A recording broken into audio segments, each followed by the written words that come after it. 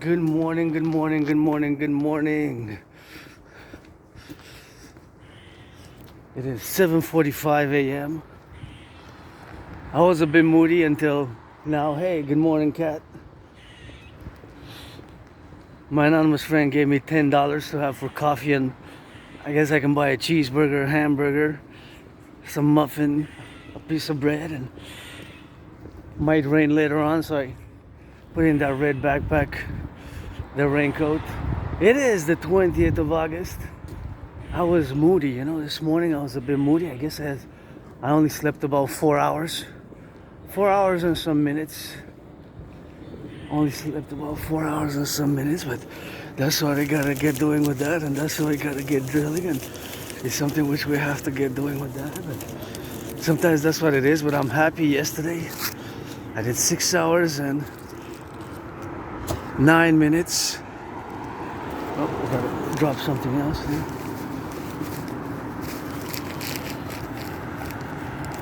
I just gotta drop something else. So I got something here for the garbage. Alright.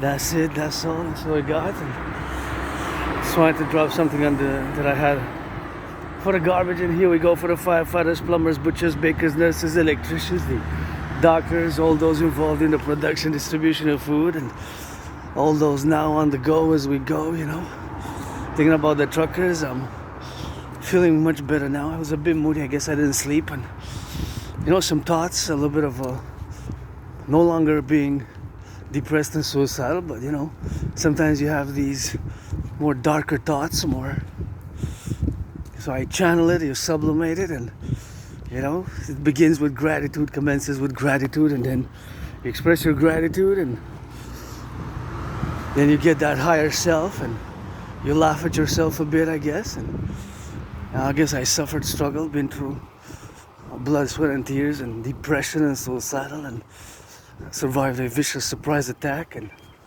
here I am. Got a lot of things to be grateful for. Thankful my rent's paid my electricity bill, paid my phone bill, but so next week I'm gonna have to pay it again, actually in 11 days, I guess. So it's always something which is important to do, right? You got bills to pay, but they're on the road, my fellow bus drivers, transit workers, and somebody's waking up now, and they're also moody. They also wish they could afford a massage therapy session, especially those who pick up the garbage, the sanitation workers on those big trucks, always across the North American Collectif, across the 10, the 50, and the 3, across the 63. But my Pope the King is shining, although it's a bit on the chilly side. That's why I'm wearing pants.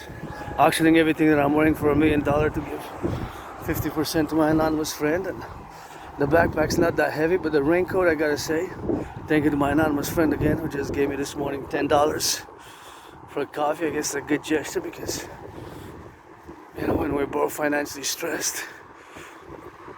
So got that gratitude early in the morning, and do a little bit of stretching, do a little bit of freestyle mode. So we're gonna go see who made it to the Publik gym early in the morning. I'm just curious who's at the Publik gym. So then we're gonna go to the mountain. We're gonna change the trajectory a little bit. And I know I'm not the only one who's moody, but thank goodness, goddess, I say goddess, because that goddess, that of course, I of course had of course undergone, and had been of course on the I've been on the depressed and suicidal, something which I discuss openly. It's something that was long ago for me, but sometimes I still get moody, I'm still not perfection, I guess it's a reachable, attainable goal, but those impulses, the lower self of moodiness, I guess they always have to be channeled as these emotions, feelings. We have them. Sometimes they're subconscious, we don't even know exactly how come we're so moved by these subconscious feelings and elements that sometimes speak to us in dreams. Sometimes speak to us in dreams, and some weird dreams over the past weeks. Lots of water, lots of kind of new places, which is kind of good, I guess, because I'm grateful, thankful where I live now. Turn your heads left to right before you cross the street. Oh, and they're open. See, they're up earlier than me. Gonna check this fridge here, community fridge. See what they got. Oh, they got some food. See if you gotta get that food. That's for somebody. I'm gonna leave it me because I'm going to the mountain. But oh, you have plenty of food there, I guess, for nutrition. I'm not gonna take anything today. I took some yesterday. Took some fruits. And see here, you got some. Oh yeah, you still got some apples, I guess. So this was all full yesterday. So yeah, that's always good to have here. The food pantry in the corner in the Montreal Hawk Island. You know, always super interesting to salute those, of course, who do their work, who do their part in food security. You know, something that's super important. And it starts with the farmers, food producers. Good morning, Empire. Good morning, Empire. I guess this is a Good Morning Empire edition. We get smiling as we get going, I guess. You know, super important. Gratitude. Once again, grateful, thankful. My rent's paid. Paid my rent. Paid my electricity bill. Paid my phone bill. Trinity of bills. Triple bills. Those 3 bills accounted for. The month of August is the 20th today. Cross the street prudently, turn your heads left and right, left and right, left and right, left and right. And I guess my calculations were correct, you know, because due to this neurological mental divergent condition known as Asperger's, I get a little bit of those mathematics flying in my brain, in my psyche, where I kind of calculate the distance and how fast the cars are going. It's estimations, of course, but this one is able to fully, or to a measure of, know how fast one must go when engaged, or when doing, that is, when engaged in traversing the street. Special edition, I guess it's the first one every time I'm gonna go leave before 9:30 or 9:30, I guess. Well, morning, I guess it's until noon, right? So it's gonna be Good Morning Empire. I started filming at 7:45 a.m. EST local time. So yesterday, of course, my march was, nobody saw, nobody cheered, but I guess a child, and I said I get done more than 6 hours total marching and 7 minutes. And I guess an archangel kind of said, good job, and keep in mind that you marched, well, yesterday was last night, you marched more than any generals of the free world by marching non-stop 6 hours and exactly around 8 minutes. 6 hours and 8 minutes, right? So today is also gonna be something equivalent. Maybe gonna go through 7. Different pace because I'm a bit sore, but when I get back it's gonna be earlier because I left earlier. Yesterday I left late. Yesterday I started, I had an appointment, I had some volunteering done.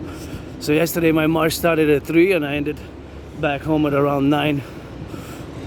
It started a little bit before 3 in theory, but when I started filming it was 3:07. So I got home, it was like 9:08. So the total march was about 6 hours and 8 minutes. Because you know I time my marches, and it's always good to see somebody holding hands in the morning and downstairs, but that gives me a little bit of hope, you know. Because that's what's important as well, you know, love, affection, and not just about that money. Wall Street, they're still not open. Wall Street opens at 9:30. You're gonna buy, sell, make $1 million. Please give some charity. Give some charity. And you know, it seems that the strike was resolved. We had a big strike here, Air Canada, and flight attendants, I guess they got something more just because, you know, they had some time. And like I discussed yesterday, that, you know, sometimes we're not even aware of these little things which exist in our economic, financial, commercial world, which are time related, time sensitive, time framed, or time warped even. I'm gonna use the word warped in ways which of course can make us unawares, and we, because of that kind of ignorance, we maybe not attain a perfect or a more strive towards a more just economic, financial, commercial system, if you will, or course of action, or actions or doings, because theory, knowledge, wisdom, understanding is one thing, and the application thereof and the course, of course, the requisite is, of course, action. As the saying goes, it's not just an ancient Roman saying, but it's adapted, of course, from the ancient Roman saying to the current day GTF, the Special Forces of Canada. Facta non verba, facta non verba, facta non verba, facta non verba, which is deeds, not words. But the actual inner meaning is not necessarily that words are not important, but it must be also counterbalanced by deeds. Although it has a more broad general that action is, of course, also much required, much needed in certain things, So, from me, what I really would embellish my life, bring me more joy, would actually be to have a regular massage therapy. Once a week will be good enough. On the Sabbath, especially Saturday or Sunday. Twice a week would be cool, great. 3 times a week, that would be really, really, really great. And 4 times a week, that would be like heaven for me. It doesn't have to be a long one, just an hour massage, Because I live a very active lifestyle.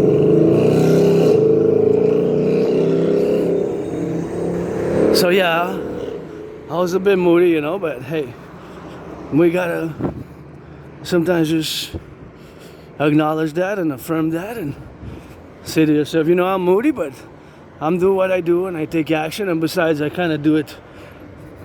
For me, it's not necessarily that it is automatic, some things, or it is just part of my being as an Aspie. We have these ritual-like routines.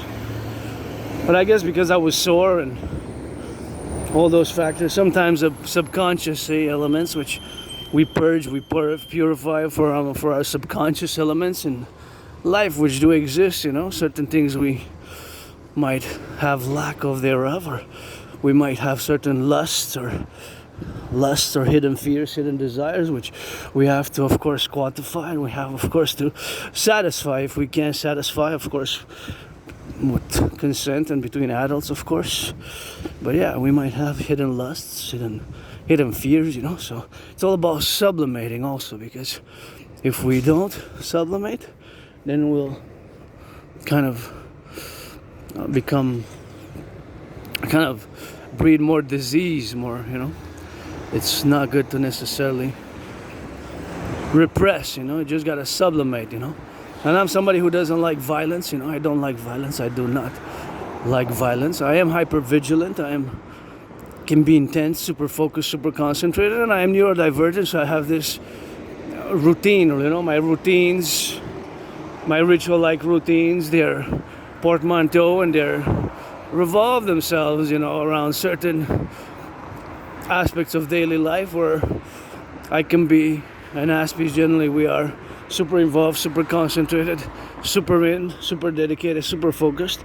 When we are engaged, when we work, when we study, when we do some work, study or action or engagement, is revolved around what's called special interests, right?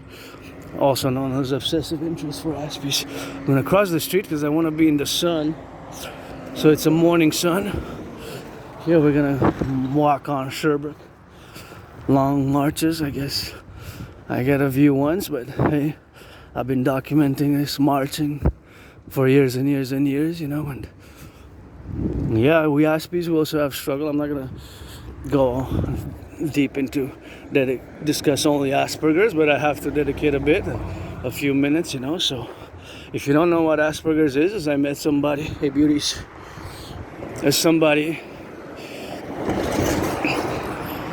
yesterday that I met, and I mentioned it. And he had no idea. I said, no, I don't know what it is. And I kind of briefly explained it. And because I noticed at one point during the conversation I was getting close. This is an Aspie characteristic trait, to breach personal space. I always have to rein it in, to check it in, to manage it, you know, because they're not symptoms. It's Asperger's is not an illness, it's not a malady, and it's not a disease. I am not a disease. I guess to some I can rock and roll that I'm a androgynous aspie abomination, but that's still individual sovereign liberty is retained in all the courses of action now, you know, as in I am in the sphere in the public, so I got added responsibilities, duties, and obligation now on this island of the Hawk, Montreal, aka Hawk, H-A-W-K, Hawk Island, that I'm fully aware is that I'm in the public, so I got added responsibilities, duties, and obligations, you know, which I wouldn't have not had if I would have stayed home. So here I have different responsibilities on the ground, on the field, with, as I've been for years and years and years and years, and marching for firefighters, the butchers, truckers, train conductors, and public workers, those flipping some cheeseburgers, hamburgers, now preparing their shifts, which might begin at 8 or at 8:30 or at 9, you know, for the fast food workers, you know, think about it, fast food workers, those doing some coffees, and it's work, you know, and I'm pretty much an independent worker, and I'm always open for business, especially when it comes to my dream, the dancing goddess in the dragon kingdom, which of course is the call for the Imperial Republic of the 63 in perpetuum, of course, to have appellations and integrations in everything that we do as a dictum, and everything that of course we might appellate to do in the future, and in concordium, of course, in concordia, that is to implement my trinity of theories, the CIT citizen integration theory, DRT debt fusion theory, and the DFT democratic fusion theory. And of course that concordia is of course ablative to all the situational complexes which of course are surrounding us now, you know, because we might say, you know, this situation where we are now, we're in a situation where it's a grave situation geopolitically, and not only geopolitically but economically, financially, for a big and large part, a large portion. So that is something which, you know, you have to retain in mind, that of course my special interest is geopolitics, and I am myself an independent geopolitical theoretical analyst, theorist, philosopher, and strategist. I develop strategies for the North American Collectif 24/7, I guess sometimes even in my sleep. And besides geopolitics, my special interest is rock and roll. I always sing that good rock and roll. I create rock and roll songs on the go, freestyling, you know, or just creating them spontaneous creation of rock and roll songs, and that's basically how we do it on the go. And it's something which comes, you know, and pretty much float those rock and roll linguistics verbs on the daily. I create songs, I write songs, of course. I orally create them, and I write them, you know. Such as now, when I'm marching towards the east, gonna come back towards the west.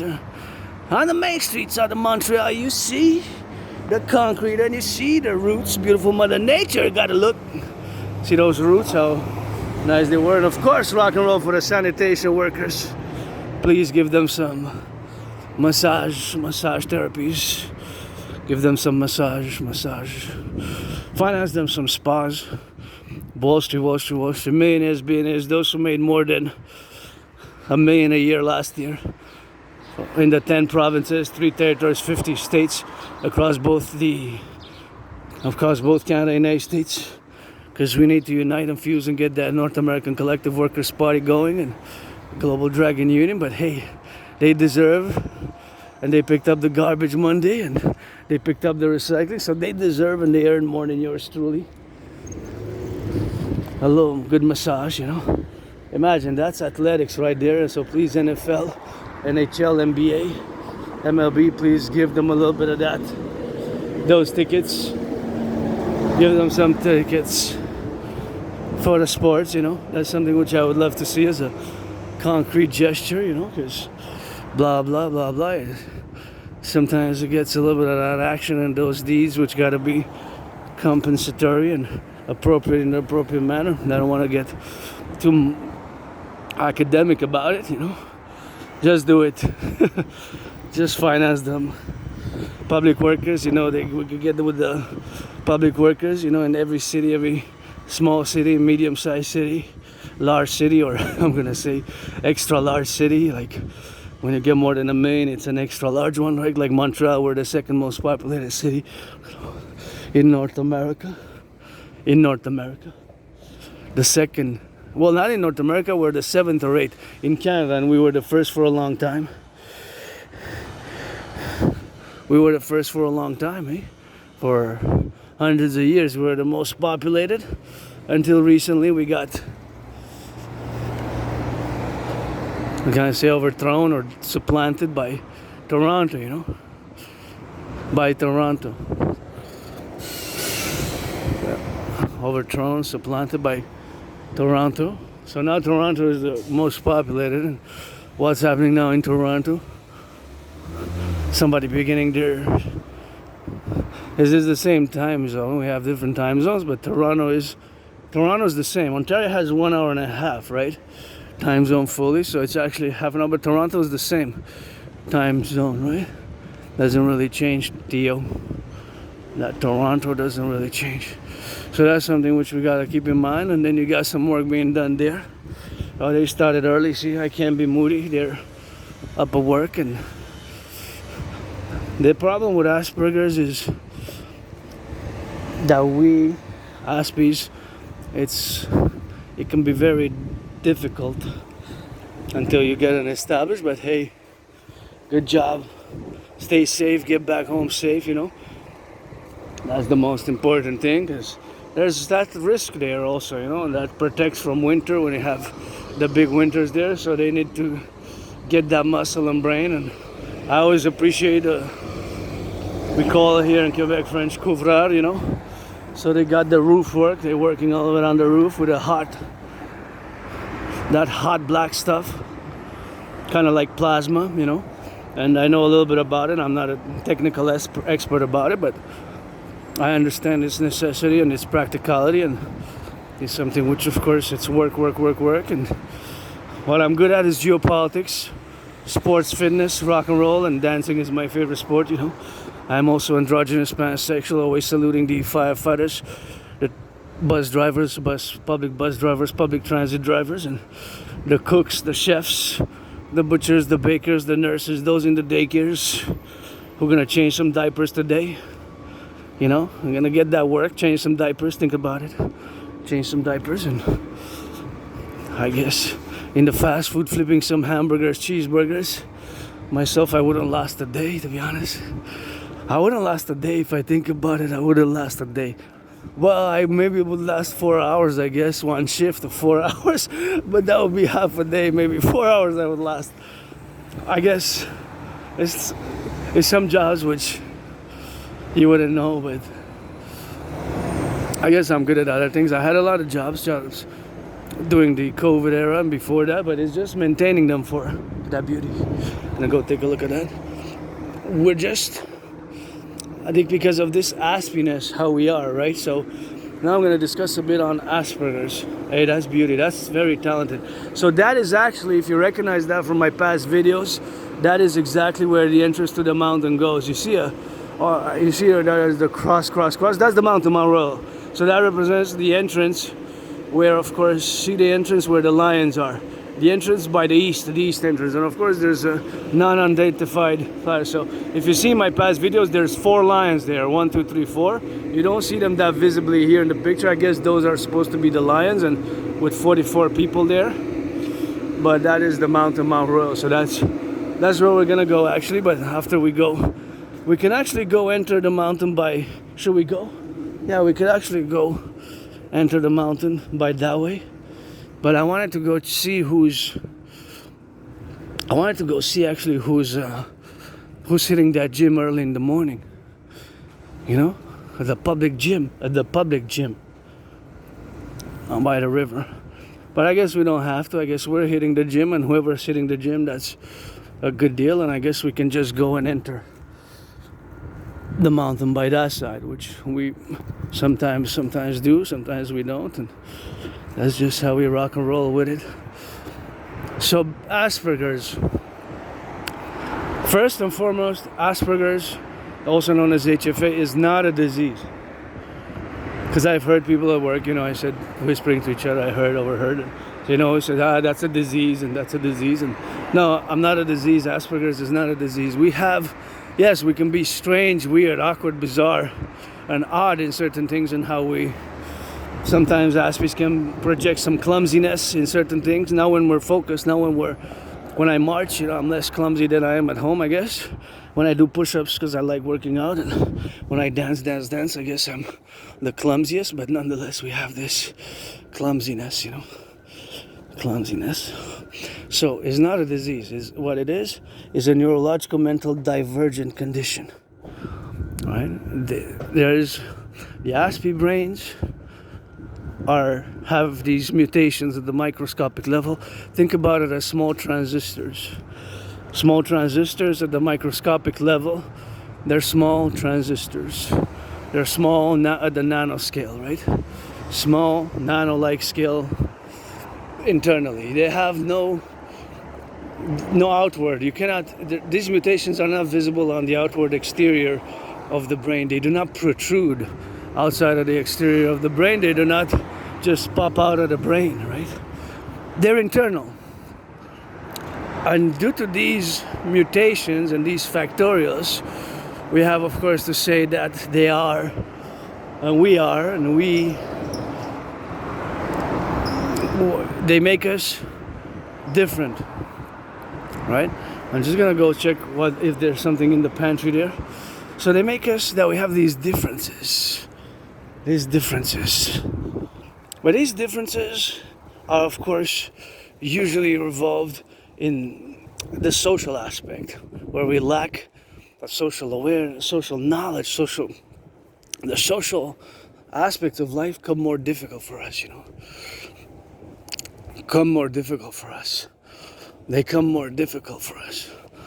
because we cannot. It's not our brain sees the world, so we see the world differently because of these brain mutations, and so certain social mannerisms, social knowledge, social non-written rules, you know, of social engagement, social interactions, they can be more difficult for Aspies. All right, they can be more difficult for Aspies. In the full, so usually there's some food here, but there's something. What is that? Oh, it's a watch case. 4 weeks ago, I got some good croissants there. So they have these mutations. We have these mutations, right? And due to these mutations, we see the world differently. And these aspects of social interactions are more difficult for us. So for example, I'll give you some concrete examples. An example, they're not symptoms, right? Because it's not a disease. So they use the word characteristics or traits. So for example, we might repeat the phrase, sentence, or we might say exactly verbatim per verbatim, word for word what somebody else says. Echolalia, it's called. The technical term is echolalia. So if somebody says a phrase, a full phrase, or even a paragraph, we might repeat it exactly the same word. But that can happen for an Aspie, you know. Or we might, of course, have certain clumsiness. This clumsiness is, of course, as individual Aspies, it varies from individual Aspie to Aspie. Look at those beautiful flowers. Kind of nice, eh? Kind of quadruples my smile. So they vary from individual Aspie to Asperger's.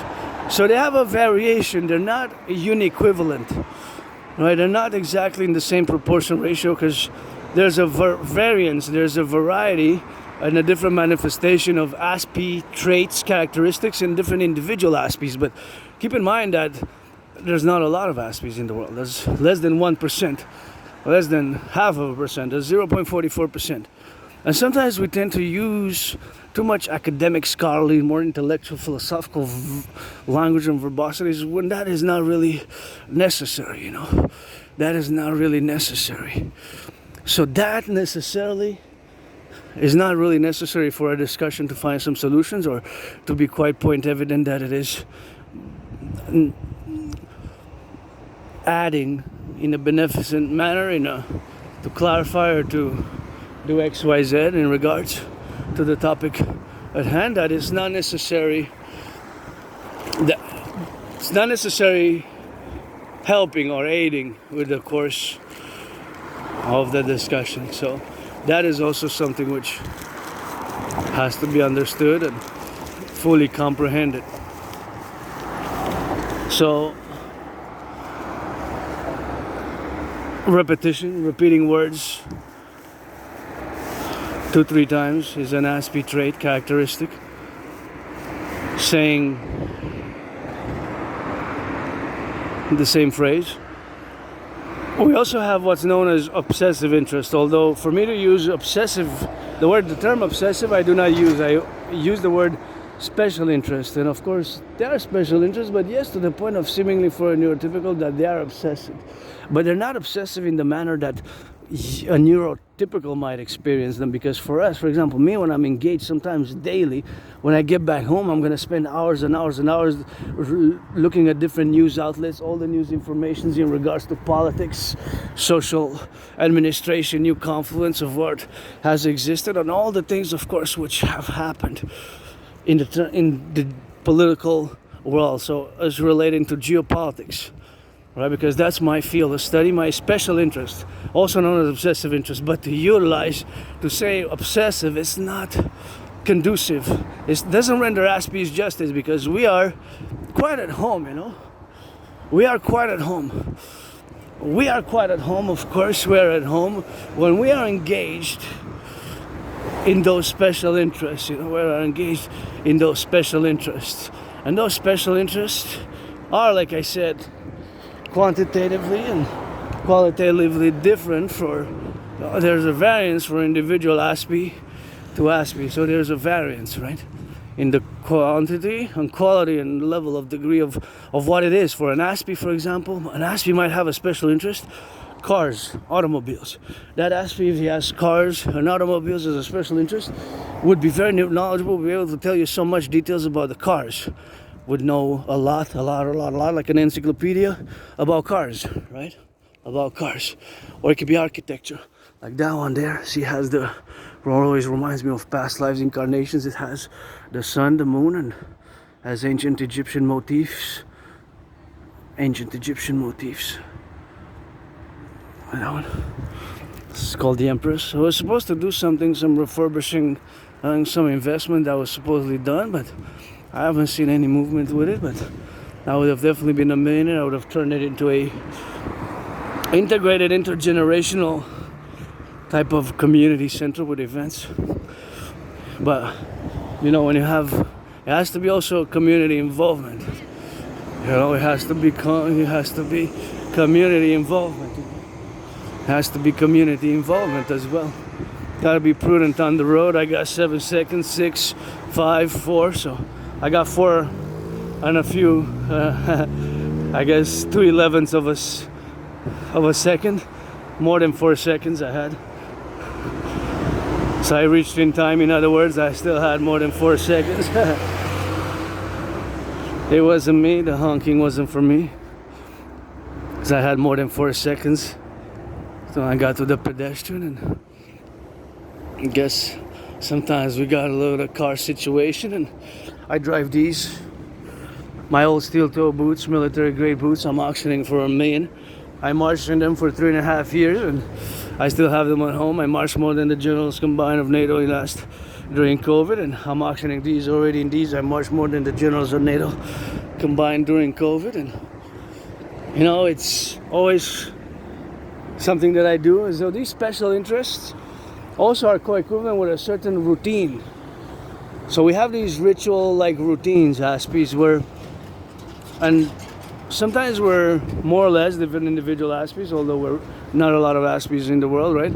But we have, of course, protruded to the economic style, of course, of everything that we have these special interests and special routines which usually revolve around us being engaged, studying in those special routines. See, for example, now my brain switches.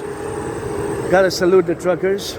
And I integrate me crossing this highway, and I look at all the truckers, with a smile, and said, See, there probably some truckers were moody as well, you know, moody as well, and you know, they keep a lot of the show running, you know, all our supply chains still, and you know, I guess we got some automated, but mostly my brothers and sisters performing, and you see it's the morning and they're going north and the other ones are going south. And just imagine now how my brain works, that I put it into confluence and I integrate, of course, this point in time event here. And of course, what I do now is of course meditate about the supply chains and all that they're carrying and how vital they are for our civilizational complex. When I say civilizational complex or the collective North American civilizational complex, I'm usually making a point of reference about the North American civilizational complex, of which we're a part of, and of which of course we have the construction workers, the butchers, the bakers, and all who live and all who come to join us. And of course the truckers are our main component and have been and are. And of course they're carrying some, maybe that one, I don't know, I'm just speculating, maybe that one's carrying bacon, maybe the other one's carrying bread, the other one's carrying romaine lettuce, and the fourth one there is carrying some sausage or milk or butter or eggs, right? Which are of course nutrients, elements of nutrition, which are going to be unloaded. There's a certain element in time, and of course now there's a certain, at this point in time, there's a certain number of trucks, as of course last Monday we discussed on the camera, that throughout North America, Canada, United States, and if you will, we can integrate Mexico, all across the highways, there's A, B, C, D, and it goes on and on and on, or the classification of all the transportation, all the trucks that are carrying different types of goods. Let's say classify them as edible goods, then we can say how many are carrying eggs, how many are carrying milk, how many are carrying bread, how many are carrying butter, and etc, etc, etc, etc, etc.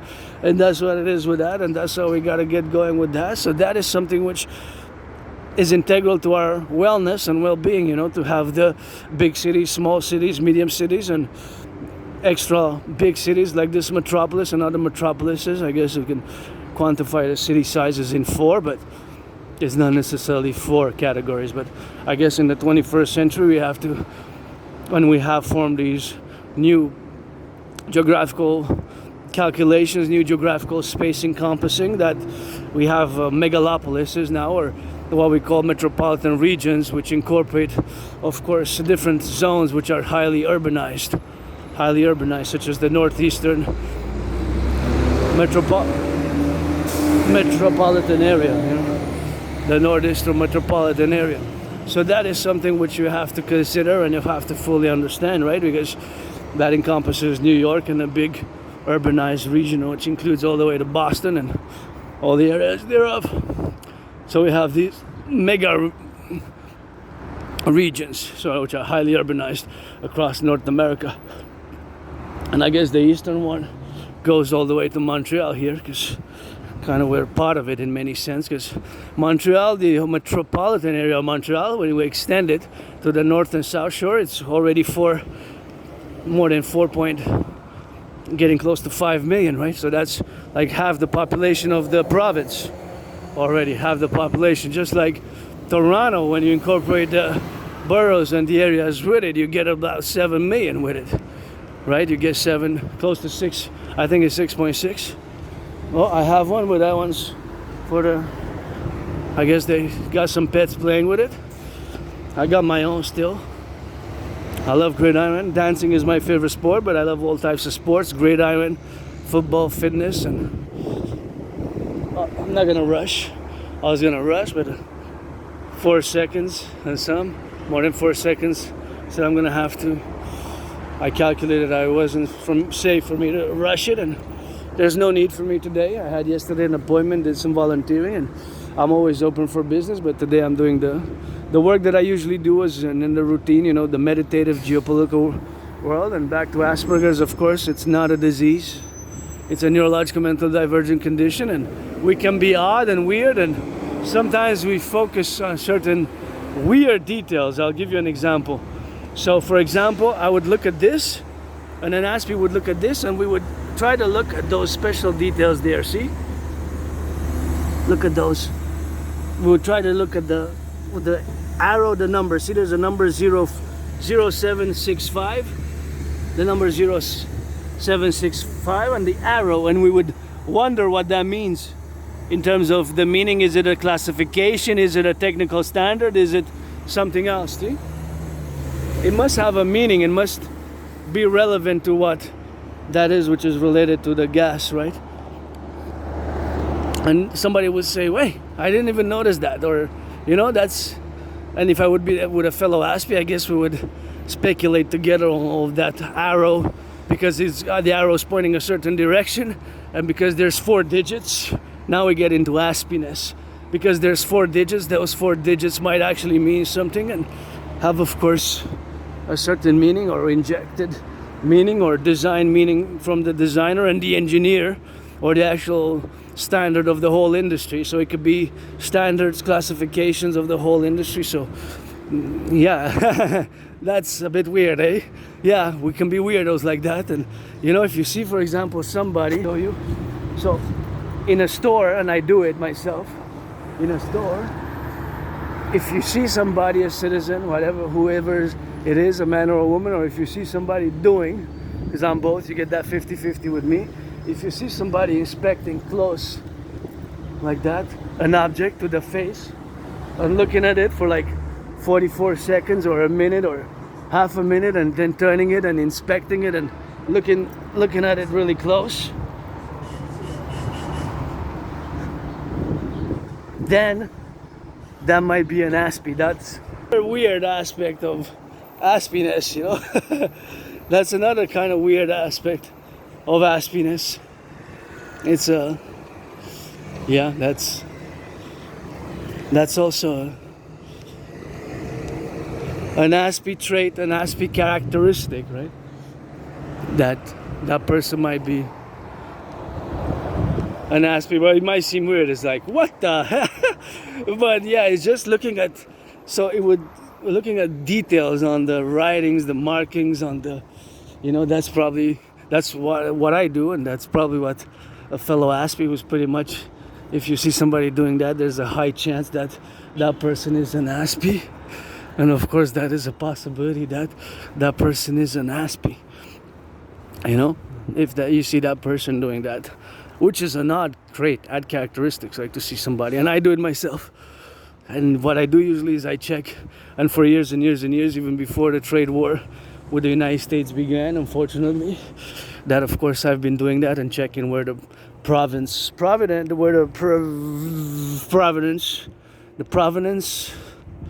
of the product comes from, originates from which country. So you have the different dynamics, of course, in the being, and the being, of course, of the well-being, and of course the provincial well-being and the wellness of where we integrate and we appellate that dynamic and that characteristics and trait within the larger world. Because when you go in a private store, it's fellow other citizens might say, well, what's going on, and what's this person doing, and that's probably what it is. And in my case, that's what it is. If you see me doing that, taking an object, bringing close to the eyes, then I will be looking at different, sometimes weird small numbers are written on it, and they're either industry standards or classifications or corporate, something to do with the corporations, or when the manufacturing process gets on, the numbers and all these small numbers. Sometimes you see, if you inspect sometimes the packages, right, you see some numbers which you wonder about, and most people, I guess, have no knowledge. You might see the number 1984, but that's not necessarily the year of the foundation of the company, right? That might be just a standard classification, or it might be that is exactly the 1984th product in a line on that specific day or week, if they have daily, weekly, monthly by monthly classifications, right? Just to see how much there was produced. That might have been the 1984th one, and then the one before was 1983 maybe, and 1985. So that could be that. That's an open question. How many products companies do that? I believe there are some, because it's beautiful yellow. But again, see, that's the strangeness, sometimes weirdness of this Aspie behavior, which one neurotypical might find very odd, very strange. It's just characteristics, And I gotta give a shout out to my anonymous friend, of course, who was my friend because of the money, that of course gifted me some of those books, Appreciating Asperger's Syndrome. And of course, Appreciating Asperger's Syndrome is one of those books, which is one of my favorites. It was rented 4 times, actually loaned from a library. And in that book, of course, made me learn so many things about myself. Made me learn so many things about myself and how I am vulnerable, you know, due to this aspiness. And I am somebody who doesn't like violence, but I am hyper-vigilant. I am hyper-vigilant, so I'm gonna check on that, go with that. I'm not gonna cross the street. We're gonna just go continuously here because I don't need to. I don't need to cross the street. But of course, that is just something which, if you want to cross the street, I guess you can. If you want to cross the street, then you can. So that is just aspiness. One of the characteristics or traits, how it manifests in daily life. The other one would be, of course, these special interests which preoccupy us are with intensity. The other one is I don't mind change that much, especially since my only stress now, you know, is financial economic. But besides the financial economic stress, it's not something that I can't. I'm still grateful. See, another thing here. So see, there's numbers there. See, array a line. See, and the number 11, and there's numbers on that. So this peculiar, just in certain details, which some people might even say, what the hell, I just didn't even notice that, I don't know, and that's something like, oh, you know, but we actually sometimes are concerned with these peculiar, weird details. With these peculiar, weird details, which some other aspects are not necessarily, or not at all, which not other aspects, are mostly neurotypicals, are not concerned about at all, or even notice, right? So this is a characteristic, a trait, an aspi trait, a trait of Asperger's, with different intensity at different levels for different individual aspects. And I don't mind change that much. I guess I'm on my 4th change in the past 11 years, but depending especially if it's economic, but I'm still gonna do a lot of the things that I do today, which is lots of exercising, fitness, sports activities, and dancing with it. You know, that is just something which I'm engaged with on a daily basis and on a ritual-like basis. We have these ritualized routines, you know, these ritualized routines. And these ritualized routines preoccupy, sometimes with intensity, super focused, super dedicated, our whole life, you know, our whole life. What is that about love? I like love. Love I like. Love I like. What is that? Oh, I'm not sure. Being that I'm part of the LGBTQ community, I'm gonna read again. So that's.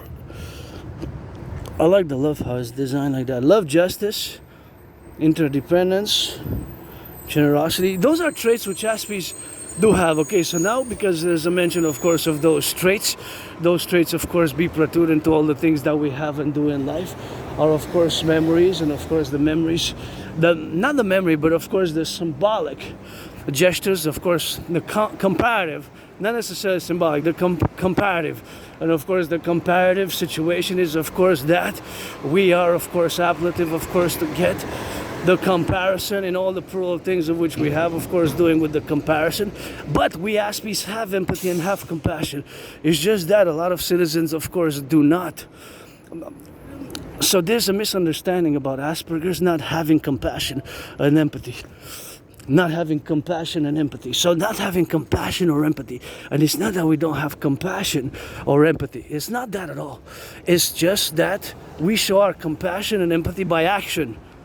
So we would actually do, right? Instead of just verbal consolation, right? Instead of offering verbal consolation, we would actually offer to do something if we can. Instead of verbal consolation, we would offer something to do something, right? So there's a misunderstanding, and a big misunderstanding which has to be clarified. I do have lots of compassion and lots of action, but we don't necessarily console verbally, right? If we can help, An ASPE, we would help in a way that we can by offering some action, or if we can financially, I can't, I'm myself financially stressed, but in other ways we would, if we could, we would definitely, you know, we would definitely. So this doing rather than, or action-based compassion is what ASPEs usually do, usually interact and do. This compassion by action, this empathy by action, instead of verbal constellation. So, or some other kind of socially weird, because we're socially, the way you communicate and interact sometimes can be odd, right? Sometimes we're very direct. Sometimes we're very straightforward. And they might seem rude or offensive. It's not that.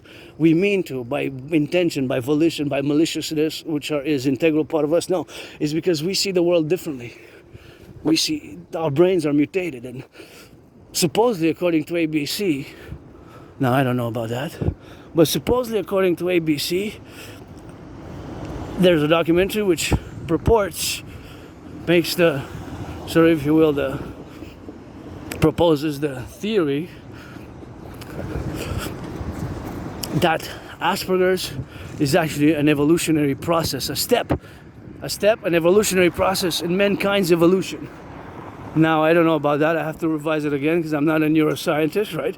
But my field of knowledge, wisdom, understanding, and analytic work is geopolitics, right? And I know a little bit of other things, but pretty much geopolitics is what I do on the daily basis. Interpretation of news and scenarios, and it's geopolitics 24/7. Geopolitics. Sports, fitness, dancing is my favorite sport, and sing down rock and roll. So that trinity, those are my special interests, and I am engaged in them on a daily basis with independent work for hours and hours and hours, because I'm an artist, artist, independent artist and athlete, and geopolitical theoretical analyst and theorist.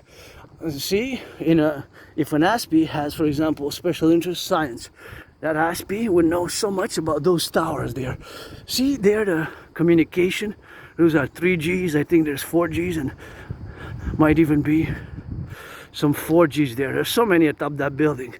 See, and actually I know a little bit about it. I know some radio waves I'm connected, but I don't know exactly which company, whether Rogers, Bell, Telus, you know, or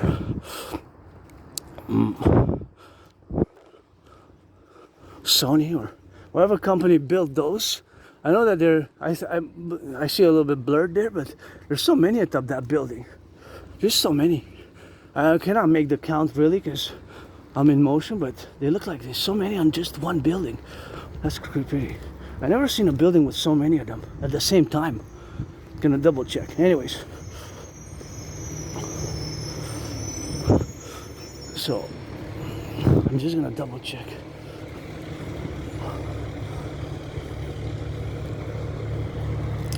See, look at that.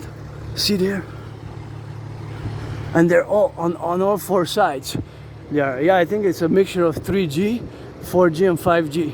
So an ASPE who knows science, technology, physics, that ASPE would know so much. That ASPE would know so much about the technical aspects, the scientific aspects of those towers. And those towers find themselves in different ways, shapes, technical standards across the world, right? But there's universal telecommunication standards, is that they operate with fundamental principles, which are basically radio waves, the information and the transmission, of course, from all the things, the components, the hardware that comprises, of course, a smartphone, but which I'm doing this work. But an ASPE would know a lot about towers, a lot about telecommunication science, computers. Me, it's in a parallel life. I'm a super scientist. I design, build telecommunication towers and satellites, supercomputers, microchips, supercomputers, satellites, satellites, microchips, supercomputers, all everything to do with science, technology in a parallel life. I'm also an ASPE, but in that parallel life, that special interest that I have revolves around science and physics. In this life, it's geopolitics, sports, fitness, dancing, being my favorite sport, and rock and roll. So that is what I fundamentally am, you know, an artist, athlete, philosopher, geopolitical theoretical analyst, theorist, philosopher, strategist. I develop strategies for the North American Collective. And I actually take lots of pride in my geopolitical work. And I gotta say that I predicted what's happening now. I predicted what's happening now in 2019. I actually have proof. I have proof of work, proof of service. I have even the videos. I even posted them, a little bit of the shorts on the videos which got posted, that I predicted what's happening now back in 2019. In 2019, October 2019 to be precise, I have of course predicted that there was going to be an international conflagration, a World War III type of scenario. And of course I have been even creating in consequence a World War III scenario to go hand in hand with the aforementioned. So I have predicted what's happening now since 2019. You heard that correct. And I've been doing it for years, and for as far as my memory goes, supposedly I have my memories blackout. I have problems with memory prior to 2014 spring. So I have problems remembering my life prior to spring 2014, you know? Prior to spring 2014. So I have problems remembering my life prior to spring 2014. Alright? Prior to spring. Wow, that's a nice green. Oh, that's a long time ago. Spring 2014, so I got retrograde amnesia. And that doesn't affect knowledge of mathematics, linguistics, language skills, and mathematics skills. It's not affected by, the brain doesn't register the same memory loss. So what can cause memory loss, and again, see, that's the mountain, it's kilometers, miles away, Westmount. What can cause memory loss is a variety of things. It could be alcohol, if I was an alcoholic, if I was drinking heavily for a few years before spring 2014, then it's possible that that's why I have blackouts of memory. I just have blackouts, you know, just my life prior to 2014, but spring 2014, but being that we're August 20th, that's a long time ago. That's 11 years and 4 months ago, right? It's almost 11 years and a half soon in October. It's gonna be 11 years and a half. So yeah, I don't know. Was I a junkie? Was I a junkie? Was I a junkie? Was I a junkie?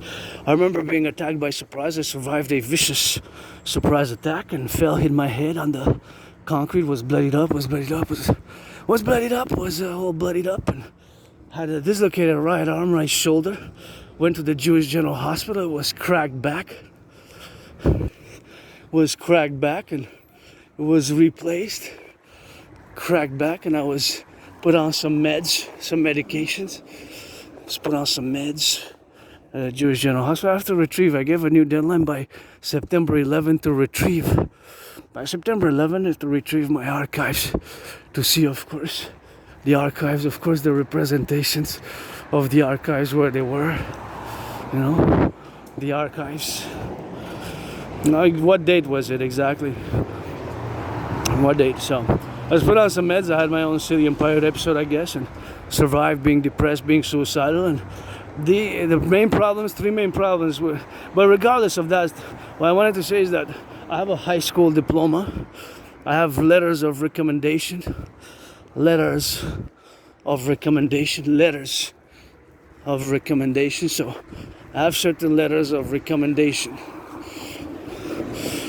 Letters of recommendation, which were gifted, which supposedly I wanted to go to Kingston Military College. Kingston Military College. Supposedly I wanted to go to Kingston Military College. I have a good letter of reference from a high school teacher. But my memory is blacked out, you know, prior to 2014, and I used to live in a very small, it was like a prison type of cell. It wasn't really a prison cell, but it was in Côte de Neige. Very small, very moldy. Even the bathroom had no bath. And even that was like prison, like very small, tiny bathroom. Worse than in so many prisons, I guess. A small, like type of underground basement, and it was moldy. It was like a prison cell, and very small. And it was all moldy. So maybe prolonged illness, you know, if I was in mold and if I was an alcoholic, if I was doing drugs, of course, that was something which, of course, I had, of course, to appellate and, of course, to go and to be mindful of that, you know, to be mindful of that is something which is important to acquiesce. And I guess it's sometimes memory recovers by hypnosis, by even paradoxically memory can come back. You lose it by trauma, head trauma, concussion or head trauma, and you can regain it by flag spotted. When I spot the flag, I gotta show mine. Don't ask me when I got that tatted up. Don't ask me when I got that tatted up. Probably decades ago. But I know a little bit about my life prior to 2014 because of journals. So if I would go to retrieve my archives, from between summer 2014 and summer 2019. So between those 5 years, if I go to because I had a lot of receipts from books that I rented, you're gonna see that 90% of the books that I rented from the Bibliothèque Archives Nationales, from the library, are revolved around geopolitics. 90+% are revolved around geopolitics. I will guarantee. And 90% are revolved around geopolitics. 90%. It could be even higher than that. But let's say, if not 80% higher, are revolved around geopolitics. Or in some way connected. Whether they're history books, even spirituality or religious books can be related to, you know, sometimes it's a component of geopolitical studies. Because geopolitics encompasses a vast array. It's a vast array of universal matters and a vast array. It's a whole universe, right? Geopolitics. It's a whole universe. So regardless of my life prior to 2014, I guess I started 4 times. This is on my 4th way now, restart in the past 11 years. And of course, I have to reiterate and of course say, and of course bring back my special interest, and the fact that I predicted what's happening now back in 2019.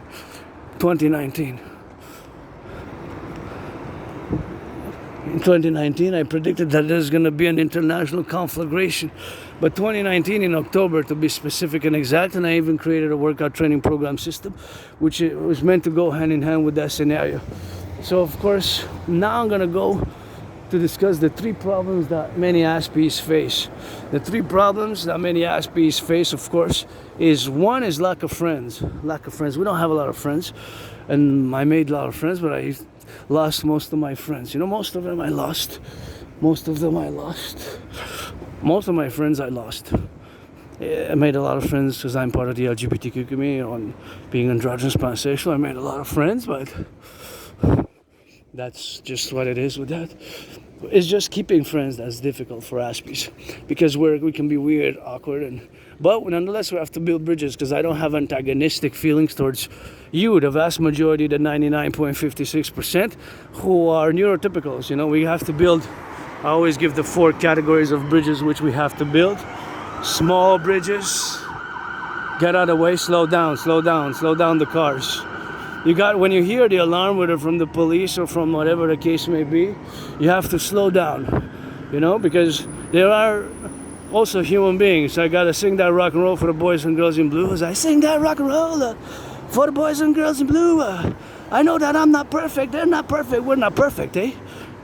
Fellow citizens, and I also sing that rock and roll for my brothers and sisters.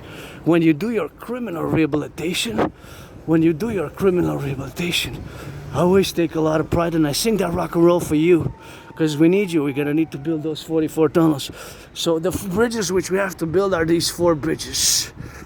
4 bridges. Small bridges, medium-sized bridges, large bridges, or extra large bridges. That's just like you order a coffee. That's just like when you order a coffee. Right? Those categories, right, in terms of size. So I'm gonna do those 4 for Asperger's also: small, medium, large, extra large. Of course, there could be subcategories within those. But generally that's where we find ourselves. So we have to build those bridges. Thank you, public workers, public workers, public workers. And that's how I'm gonna get doing with that. And gotta get a little bit of that rock and roll. So we have to build bridges because I don't have antagonistic feelings, you know. Thank you, public workers, keeping the streets clean. I don't have antagonistic feelings towards the vast majority of the population, you know. I don't have it. I don't have negative feelings and stuff like that. Yeah, I suffered, struggled, and been suicidal, been depressed, and the three main problems which Aspies face, like I said, lack of friends. I have the solution.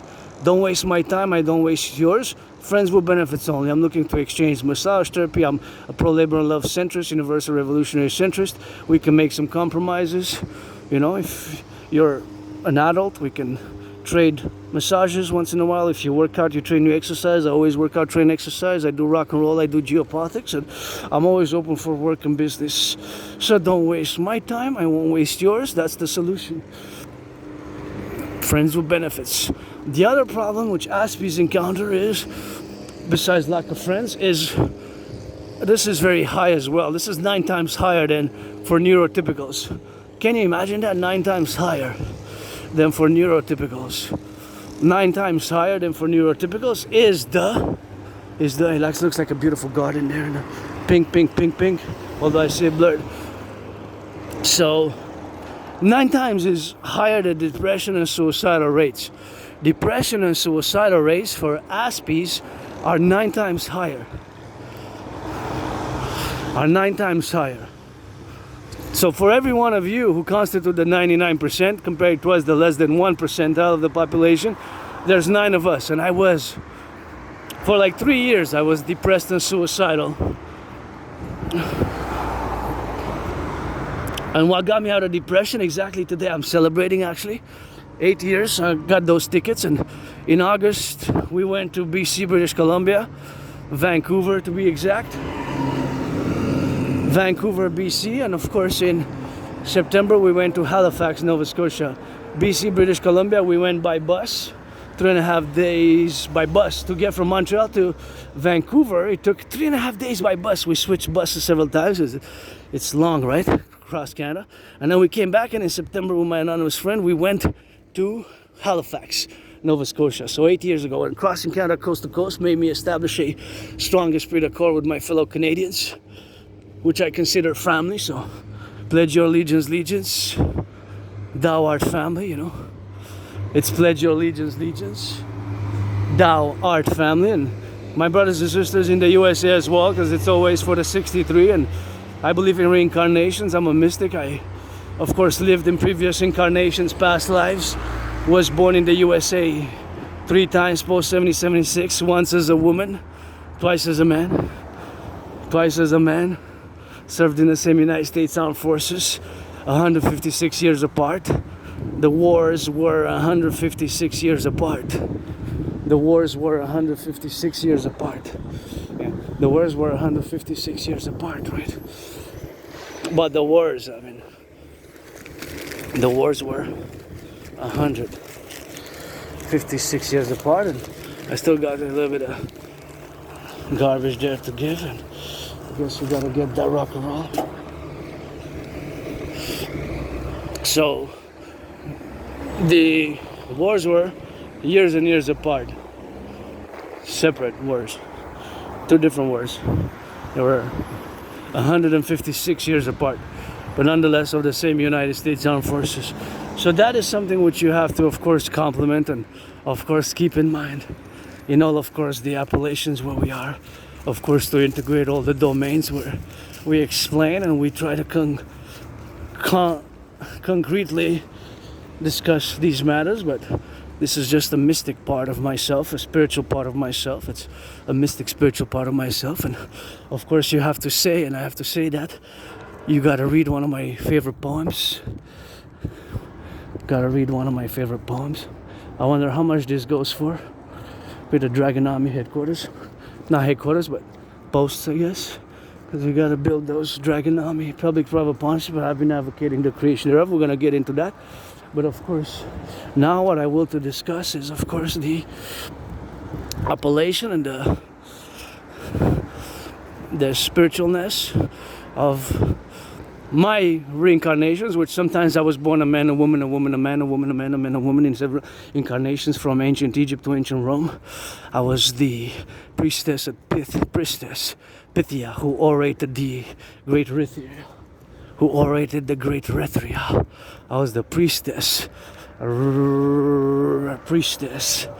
who orated the great Rithia, the priestess who orated the great Rithia. And for 4 weeks ago or so, somebody entered here. I was concerned. I was what's going on, you know, because I thought when he was in the news, I thought it was a terrorist attack in Montreal. And you know, I did some cooperations on national security related matters. And of course, it entered here. The car entered in front.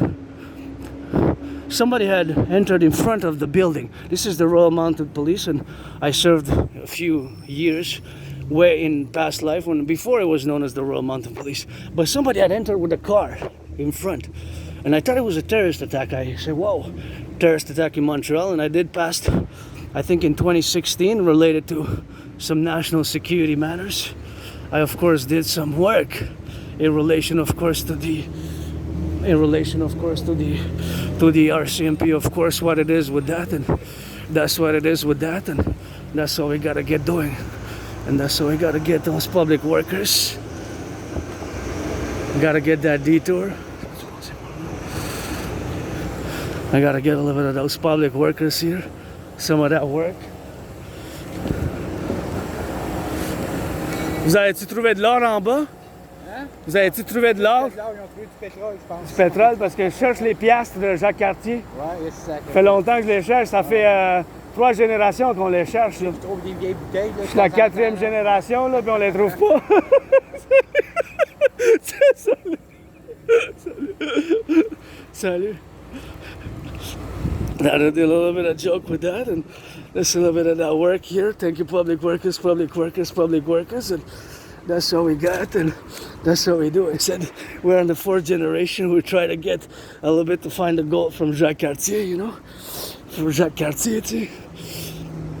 I said for the Jacques Cartier, and they said we try to get in, and it's public workers got to be saluted, man. That's the aqueducts works. Hey, gotta send some love to the public workers. That's what I got. We need the mass public worker infrastructure, you know. We need the mass public worker infrastructure. Imagine all the work and labor. And maybe, you know, now I'm happy because, you know, maybe they're moody also.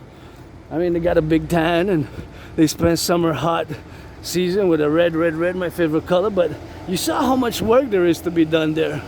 So, gotta salute the public workers, because my dream is fundamentally a public-private partnership. So back to what I was saying, that in the news I thought at first it was a terrorist attack. Right there, right in front. Right in front. Excuse-moi, ça coule, les boys? Les boys, je vous dérange un peu, ça coule quelque chose pour votre sécurité? C'est l'air OK, conditionné. OK. Juste pour pas que vous soyez en danger. Conditionné. So that's what it is with that. And I just said that, you know, they're leaking a bit. It's the air conditioning that's leaking.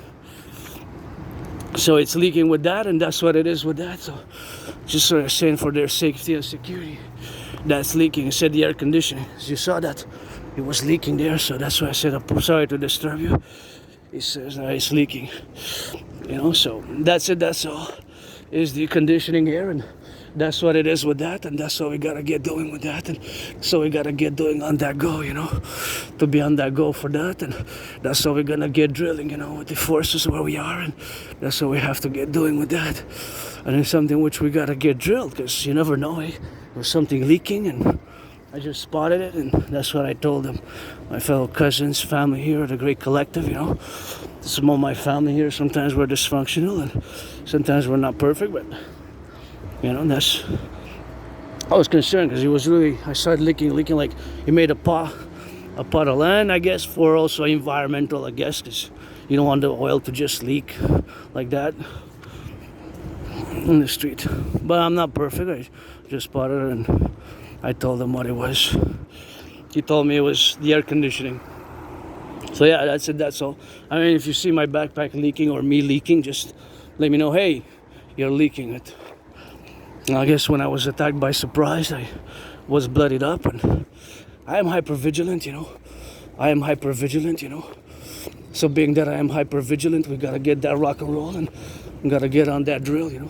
That's just something that we have to do, and inconsequential, of course, the prudence where we are in the streets, that I am also obligated to have certain responsibilities, duties, and obligations, which I don't have.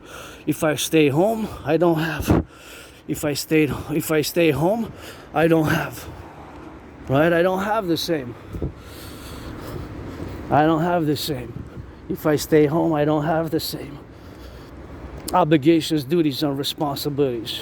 I could have stayed home in my quarters. So back to the RCMP headquarters there in Montreal. Supposedly was there for when I had served in RCMP. Well, before it was known as the RCMP, before Confederation, in the Northwest Police a bit. Because sometimes was born a woman here and a woman there, and past lives incarnations. Just read that George Patton, 3 Glass Darkly, one of my favorite poems. George Patton, the general, Second World War general, who did not mention that he was my wife in a past life, and I was his. So we were both each other's wives, and I was the great priestess Pythia, who orated the great Erythrea. Hey, that's some nice joggling there. Gonna cross here, 17 seconds. The great priestess Pythia, who orated the great Erythrea. Got some talent, man.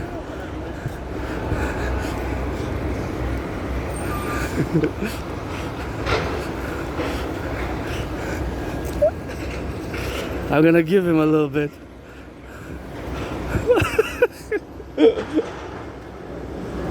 I don't have a lot, but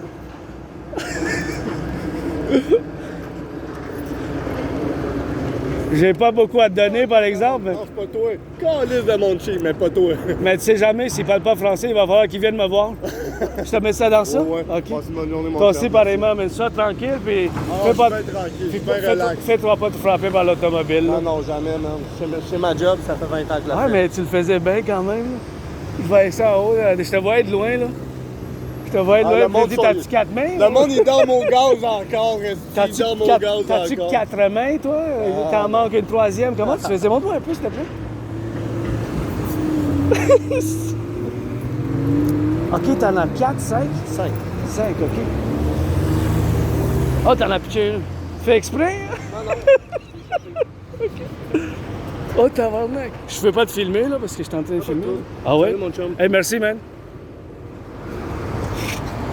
So he's a little bit of that, and he's that go, and he's got a little bit of that rock and roll, man, and he's got some loving, and he's got some work to do, man. He's got some arbeit, and I didn't have much, but he's an artist. You saw how he's juggling, and he's there juggling. Look, he's juggling, man. Give him some money, please. Make him make some money. Make him make some money. See, Montreal, welcome. Bienvenue dans ma province. Look at that. Bravo. That's nice.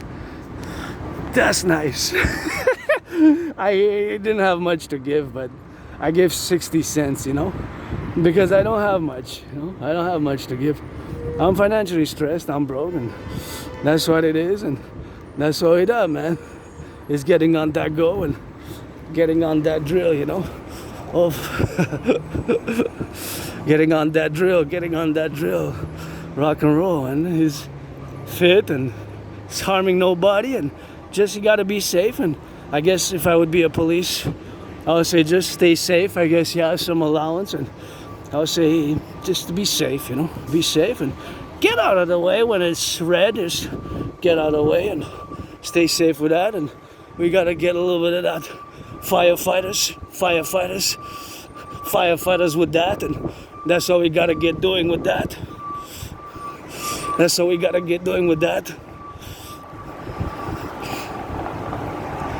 That's what it is, and that's what we gotta get doing, man. Hey, and that's what we gotta get drilled, Firefighters LOV. So, yeah, I saw that there was a problem.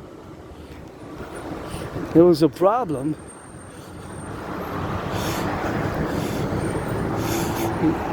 Like, so I didn't get the message. Touch me again.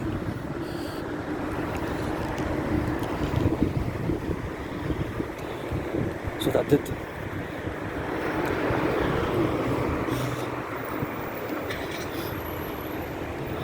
There's 4 trucks. Everybody stay safe, sending some love to the firefighters. Make love today, life is short, you know. We got those ICBM nuclear weaponry, and that's what it is with that. And you know, we got firefighters. LOV to our firefighters. Somebody make them some good loving, because you never know, it might be my last day today. Me too, you know. I could go on the mountain, although it's my mistress. It's my mistress nonetheless, you know. Forest on the mountain, and this whole goddess, by which I am just a piece of dust. But I was the priestess of Pythia.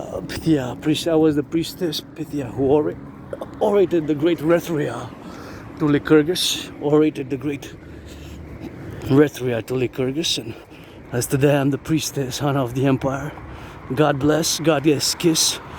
God bless, goddess kiss, and that's how we have to do, and that's how we have to rock and roll with that, and that's how we got to be on the sensitive. And that artist there, I would have supported by more than I could, but you know, that's what I had. 60 cents, because I wouldn't want to give I couldn't afford to give a 5, because I was gifted $10 this morning by my nana's friend to give myself a coffee and muffin, and I guess maybe a cheeseburger or some food.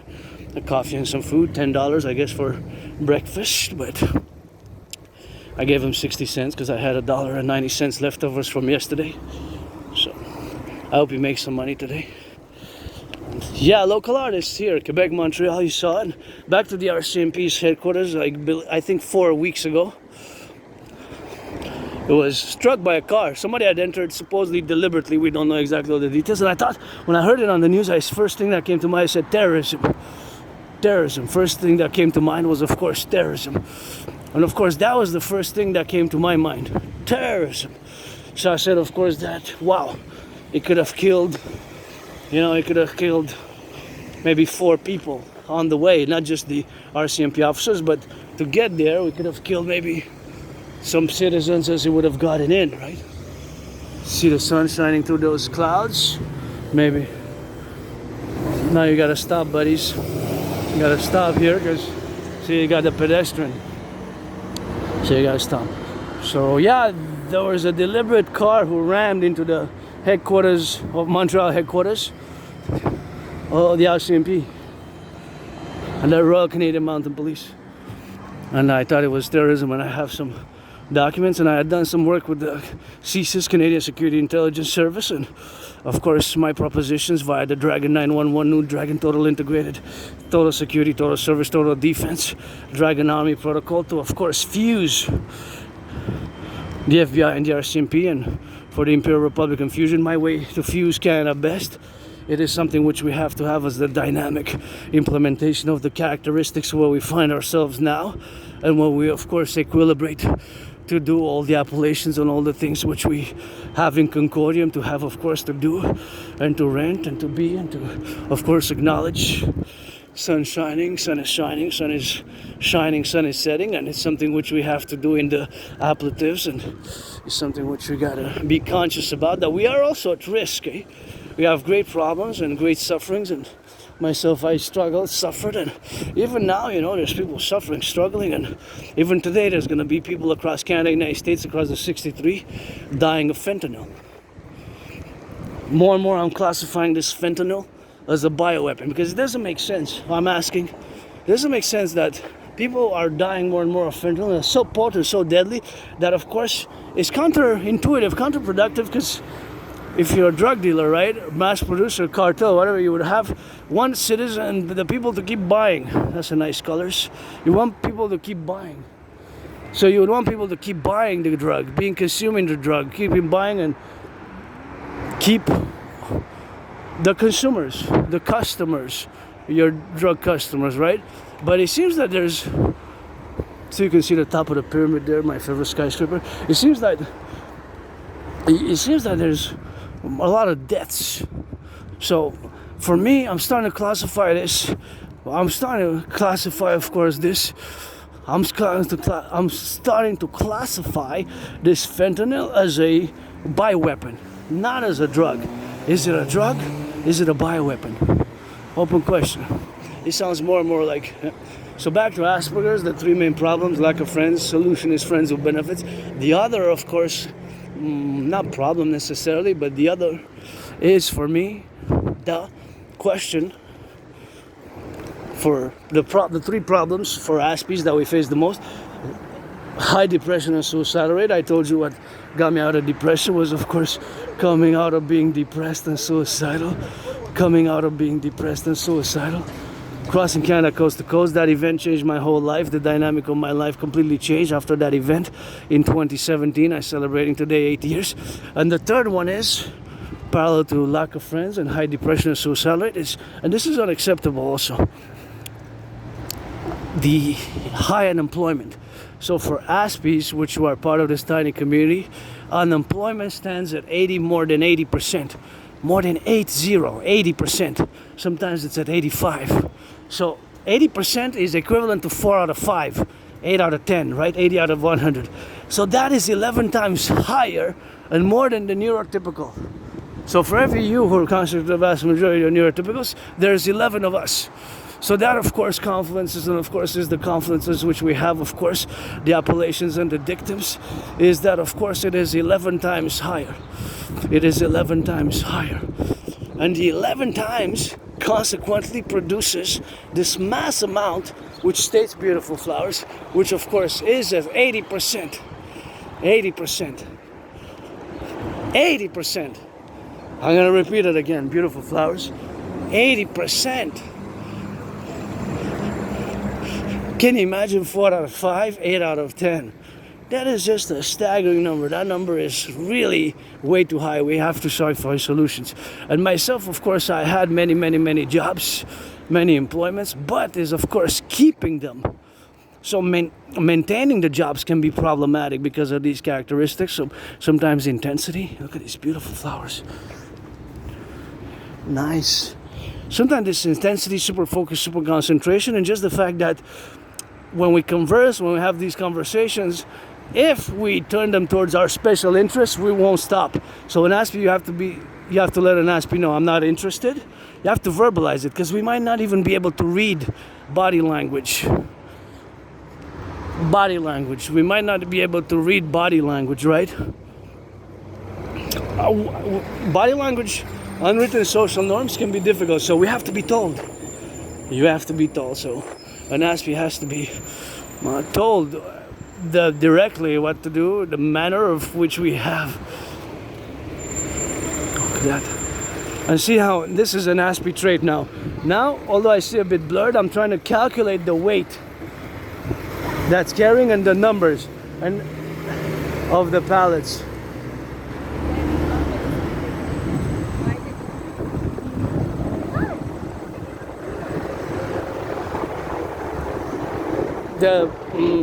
The weight.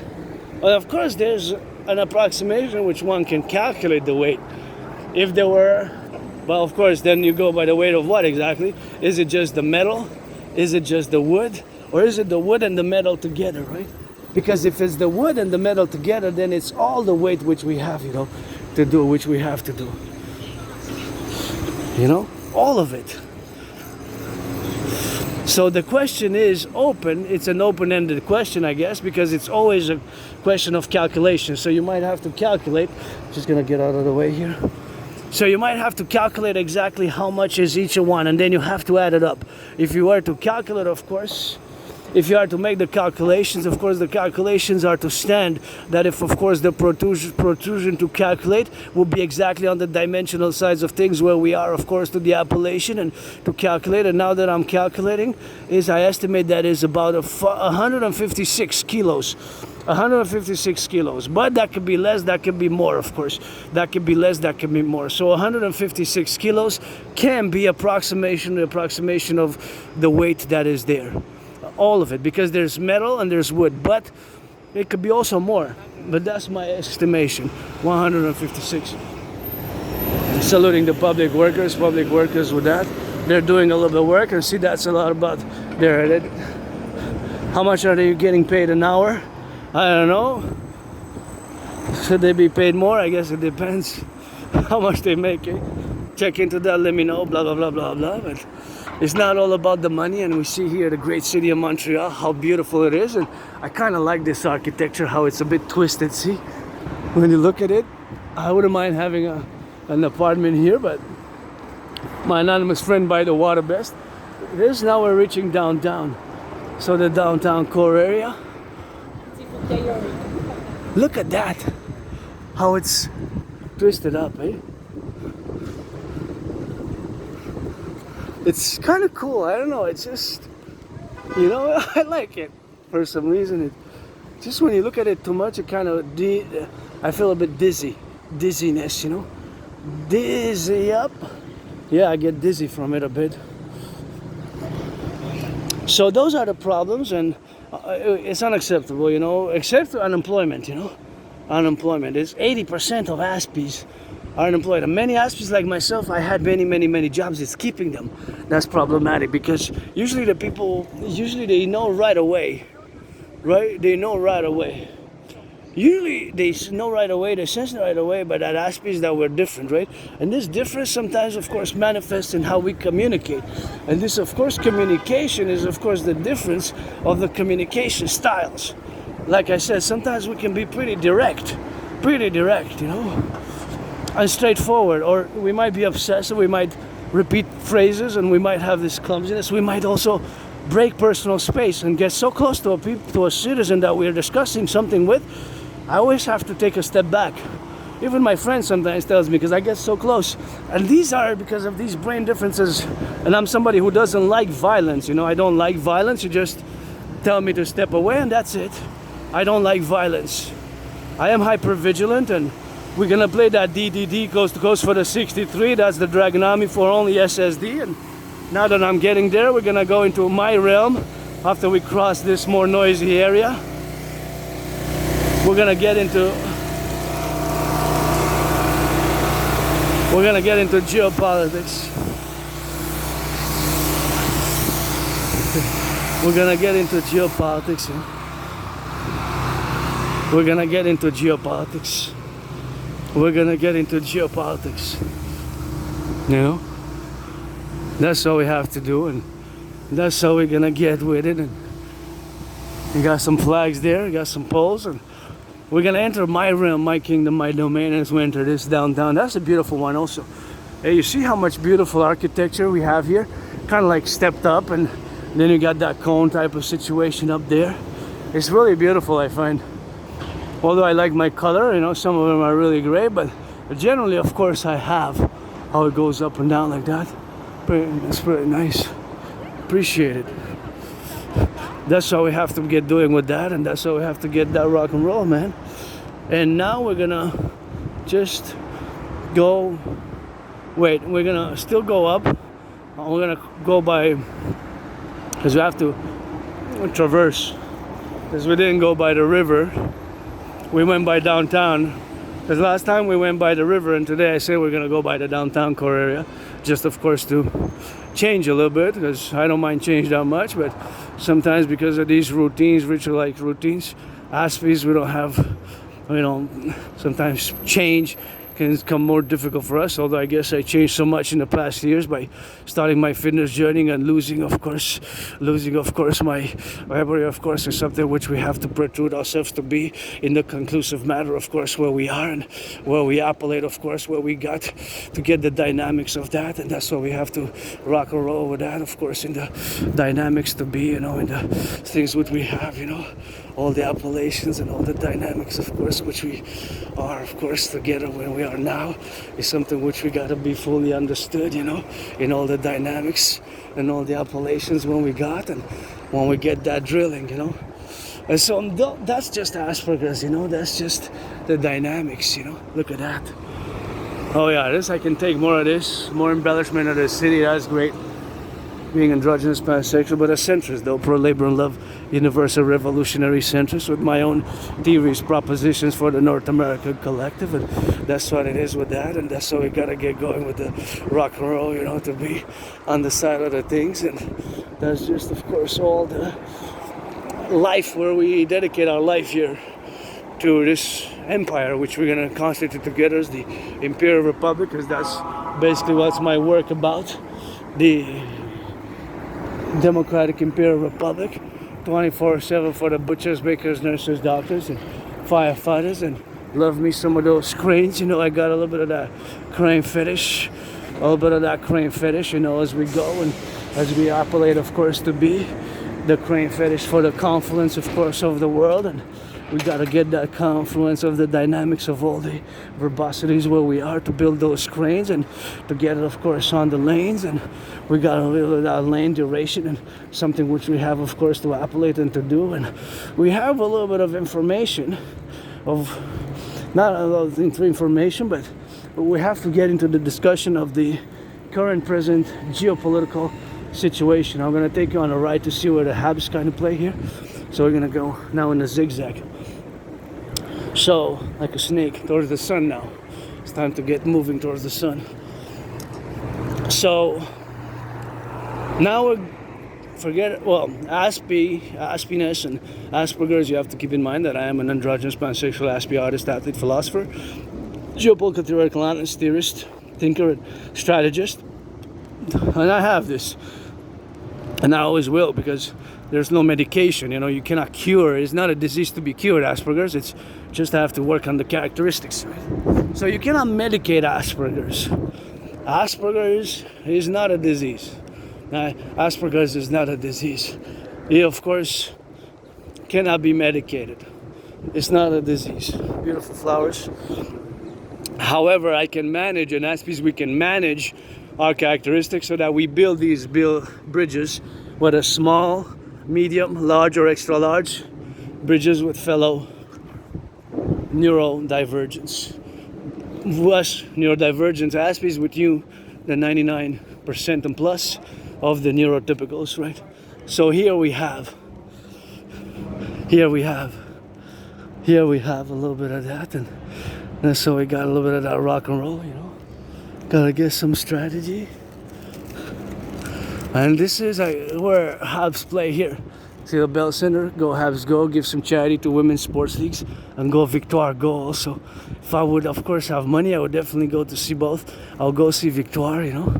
I love to see people holding a little bit of hands with that. That's a little bit of that good drill, and some that gives me a little bit of that hope, you know, somebody's making love, and that's what it is with that, and that's what we have to be doing, you know, to be drilling and to be rock and rolling, you know.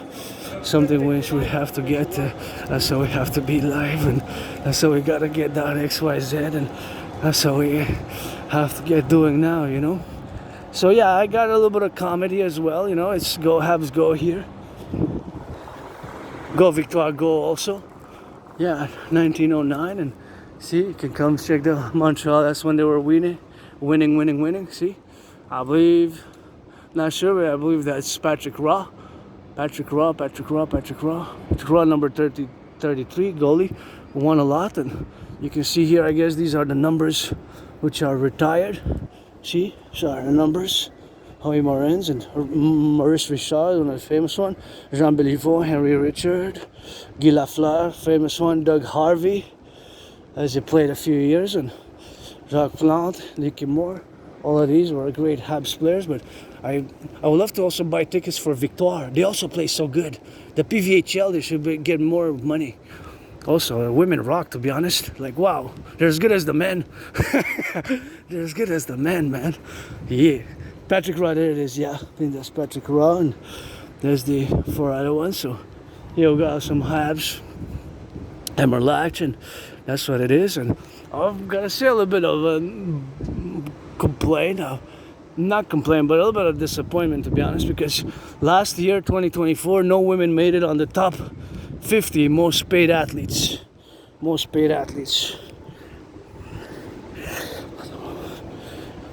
Most paid athletes. Oh, they got a lot of sponsors. They got a lot of sponsors. A lot of sponsors. It is our old sponsors, I guess. And that's something where it is, that. Oh, yeah. That's so small. Yeah. But I get. So I'm a bit disappointed because no women made it on the top 50 paid athletes. Not even one. On the top 50. most paid athletes in the top, even they were in order of how much money they made. Not one woman made it, you know. Not even one woman made it. Not even one out of top 50. Not even one out of top 50. How can that be on the Forbes list? I don't know, I just find it very unjust, you know, and you know, women's sports need to be financed more, but we're gonna get the DGA. So now geopolitics, and leave the baggage at the door. We're gonna focus on geopolitics. I have predicted, of course, what's happening now. Back in 2019, I have predicted what's happening now. In 2019, I have predicted what's happening now. In a general manner, not in an every detailed manner, but I predicted it based on several levels of a little bit of academic, scholarly, characteristic analysis. But one of the main important analysis points was that due to many unresolved conflicts from the 20th century, that I predicted that these conflicts from the 20th century, the Cold War, these conflicts are going to restart. I predicted that they were going to restart. So if you see what's happening, actually we're going to go down and cross over there. So if you see what's happening, I want to pass by this building. If you see what's happening on the major part, is that Russia, a lot of conflicts have reignited, which were originally from the Cold War period, which lasted between 1947 and 1949. So that point in time, that reality was one of my premises, one of my dictums, one of my official, one of the most important aspects of the decision why I made to conclude that we are heading again towards an international conflagration was that we had unresolved conflicts from the 20th century. To be specific, during the Cold War period, which lasted 44 years and 9 months, some even say 45 years, 46, I pinpointed and I placed it at about 44 years and 9 months, so almost 45 years. Nonetheless, between 1947, March 1947 and December 1991, it lasted a long time. It lasted a long time, eh? So being that it lasted a long time, that is, of course, the almost 45 years, but almost some historians place it for 45, 46 years even, the duration of the Cold War. I really place the Cold War for a period, of course, of 1947, between March 1947 till 1991, December 1991. That's how I place, you know? That's how I place it. That's how I place it. That's how I place it. That's how I place it.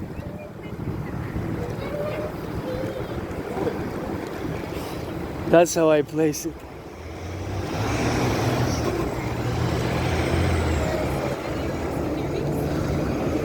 That's how I place it. 40.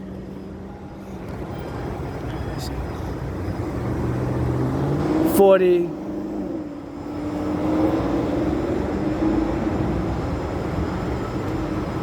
4. 44. 44 years and 9 months. That's how I place it. That's how I place the. I just want to go back to see the golden clock there. I want to see if it's a, what is it? Is it a lion and a unicorn there, the Windsor Station? And then we're gonna go back. So the Cold War lasted between 44 years, almost 45 years, right? If you were to place it. So if you see the conflicts which are happening now, Russia, Ukraine, these are conflicts which are dating from that period of time. They're actually dated from that period of time if you look at it. And of course, Israel, Hamas, Palestine-Israel, the Arab war is also pretty much a conflict which dates, of course, from that war, from that period of time when it was known as the Cold War, which some disagree. Some say it's 45 years, some say 46. I really place the Cold War between March 1947 and end of December with the Perestroika, that is 1991. Yeah, that's what I wanted to see. Oh, look at that. That's beautiful, right? Look at that. See?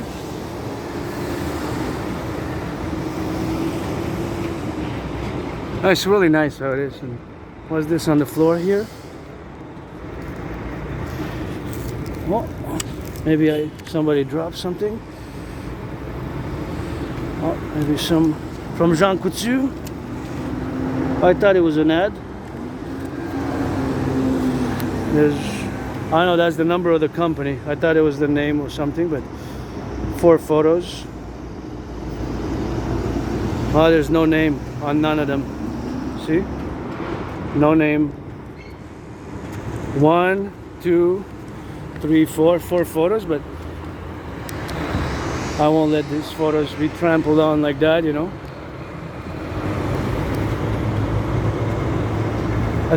At first I thought he was a sports player from the hockey, who's known as PK Subban, but he wasn't. See, it's 4. Alright, it's not PK Subban. At first I thought he was the hockey player because we're close by the Habs. Since we're close by the Habs, he was the captain of Montreal. PK Subban is his name. He was the captain of Montreal, so I thought he was from the Habs. Is it? I'm not sure. I gotta double check. I'm gonna check at home if it is PK Subban. PK Subban. He was a great Montreal player, but not. So, kind of looks. I'm not sure.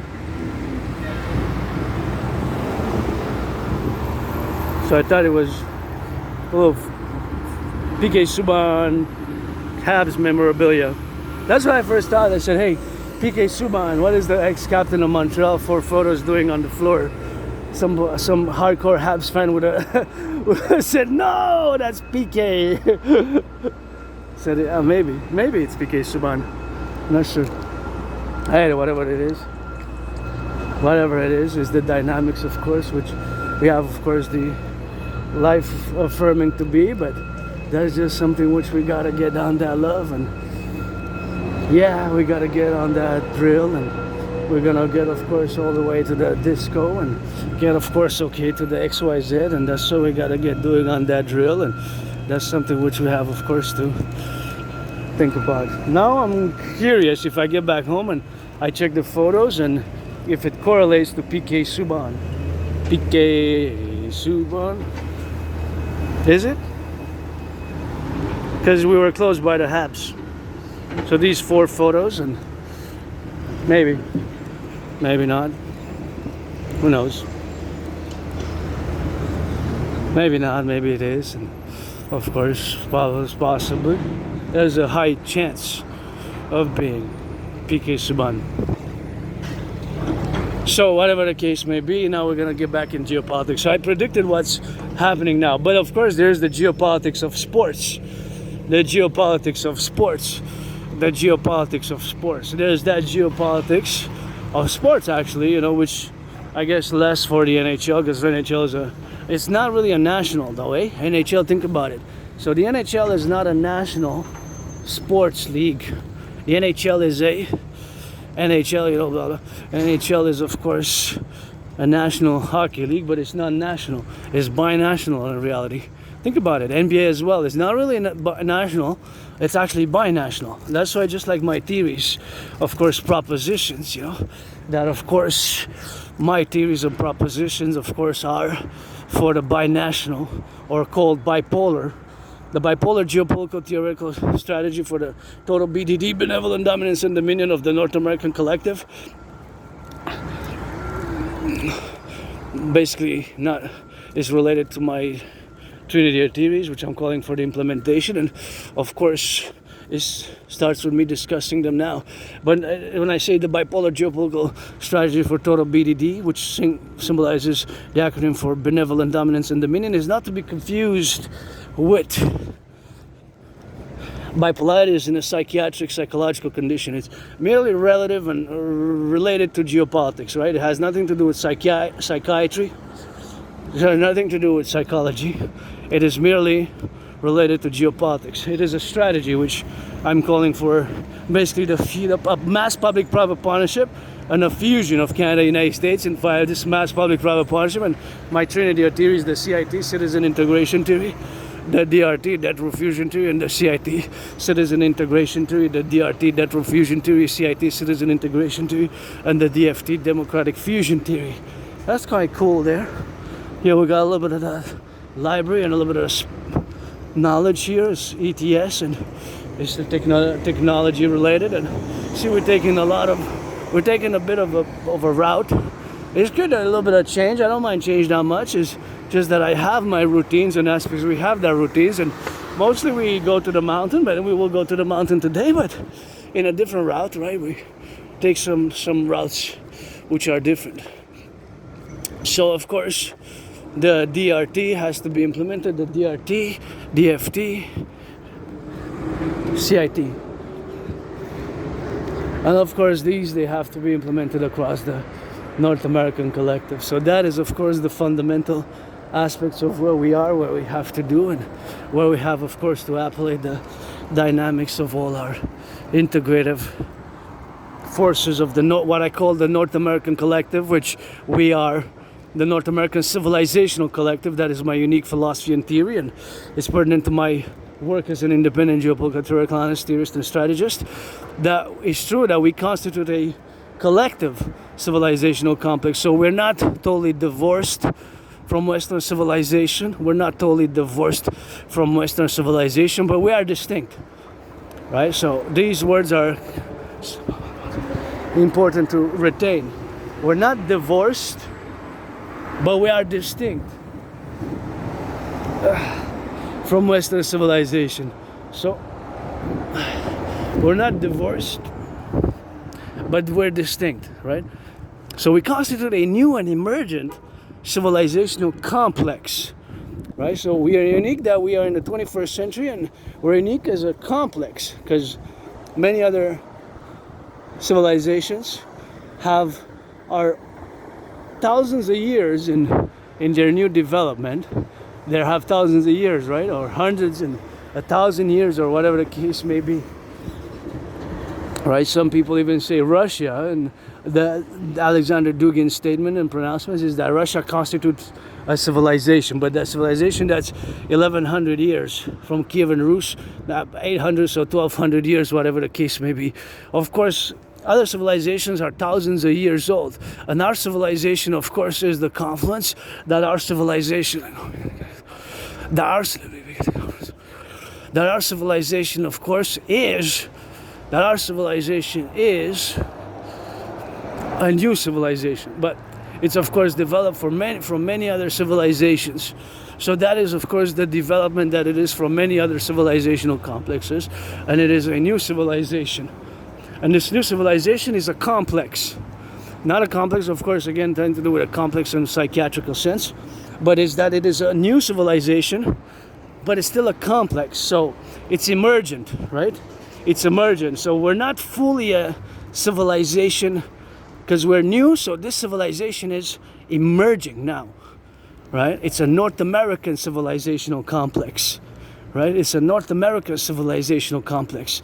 And of course, this North American civilizational complex has to be, and of course, it's ablative to all the exploitative things that we have, of course, in the individual side of the manners.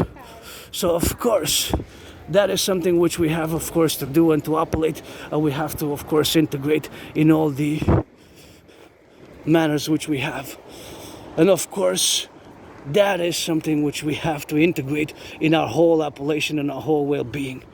That it is a civilizational complex, and we're not only divorced, we are distinct.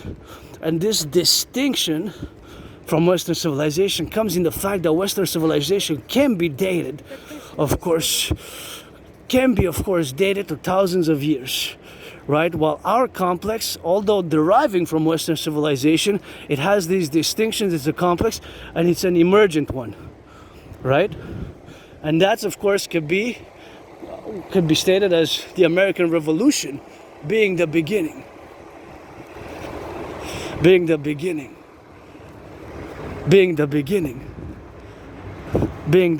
of it. Western civilization, we're not divorced, we're distinct, we're a complex, and its origins, if you will, its beginnings are to be found in the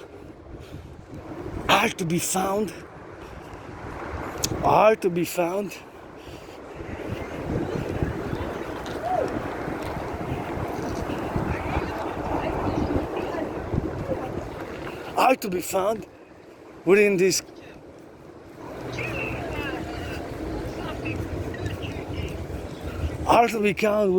with these complex. That is something which we have to do.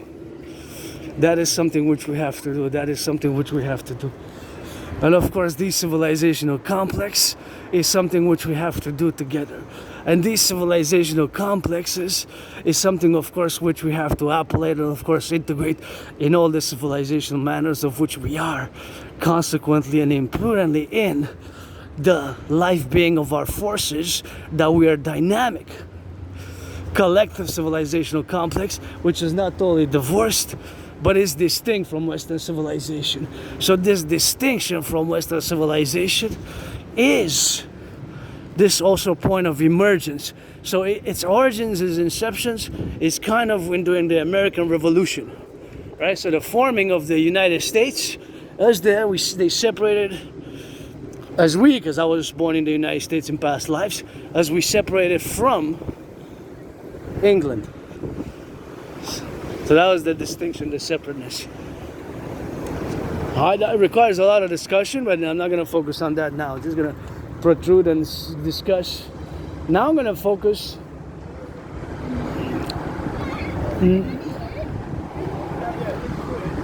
by providence. MR 63, 63, 63. The 10, the 50, and the 3. The 10 provinces and 3 territories of Canada, plus the 50 states, is 63. You see my cadences, that's why it's always and always for the 63. For the butchers, the bakers, the nurses, the plumbers of the 63 of the North American Collective Civilizational Complex. And that's how we got to get doing, that's how we got to get that appellation, and that's how we got to get that instrumentality. And thank you, truckers.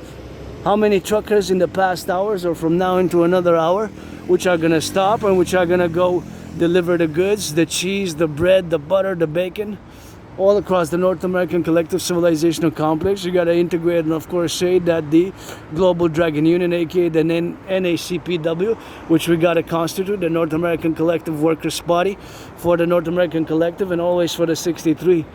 So of course it can be extended. It can be extended to Mexico. So that extension could be, of course, to Mexico, and then potentially, of course, in the international developments which we have, of course, to be, and that's what we have to, of course, appellate, and of course we have to get on that drill together. So that is, of course, just the more practical matters of how it constitutes a civilizational complex and how it is a civilizational complex where we have, of course, some things where we have to get doing on that, we have to get drilling on the go to get doing, but that is just the doings, and that is, of course, just the well-being of our naturalness, our dynamism, and this dynamism we, of course, created in this manner where we, of course, we have the appellation, and of course this appellation is that we have, of course, to confluence all our integrities, all our individual sovereign citizenships within this North American Collective. I'm going a bit in a more academic, dynamic, more abstract, a bit, it's not really abstract in a manner of such an abstraction, although it might be a bit abstract or academic rather. Academic, scholarly, cratocratic, and more philosophical geopolitics here that I don't want to be excessive about. So nonetheless, that is the frame of the reference where we are, this domain, this emergent civilizational complex, right? Emergent. So we are emerging. We're not distinct from Western civilization, but we are emergent. So this emergence is, again, can be confluence to have begin. Look at that little car. Can begin, of course, to have the beginnings during the American Revolution.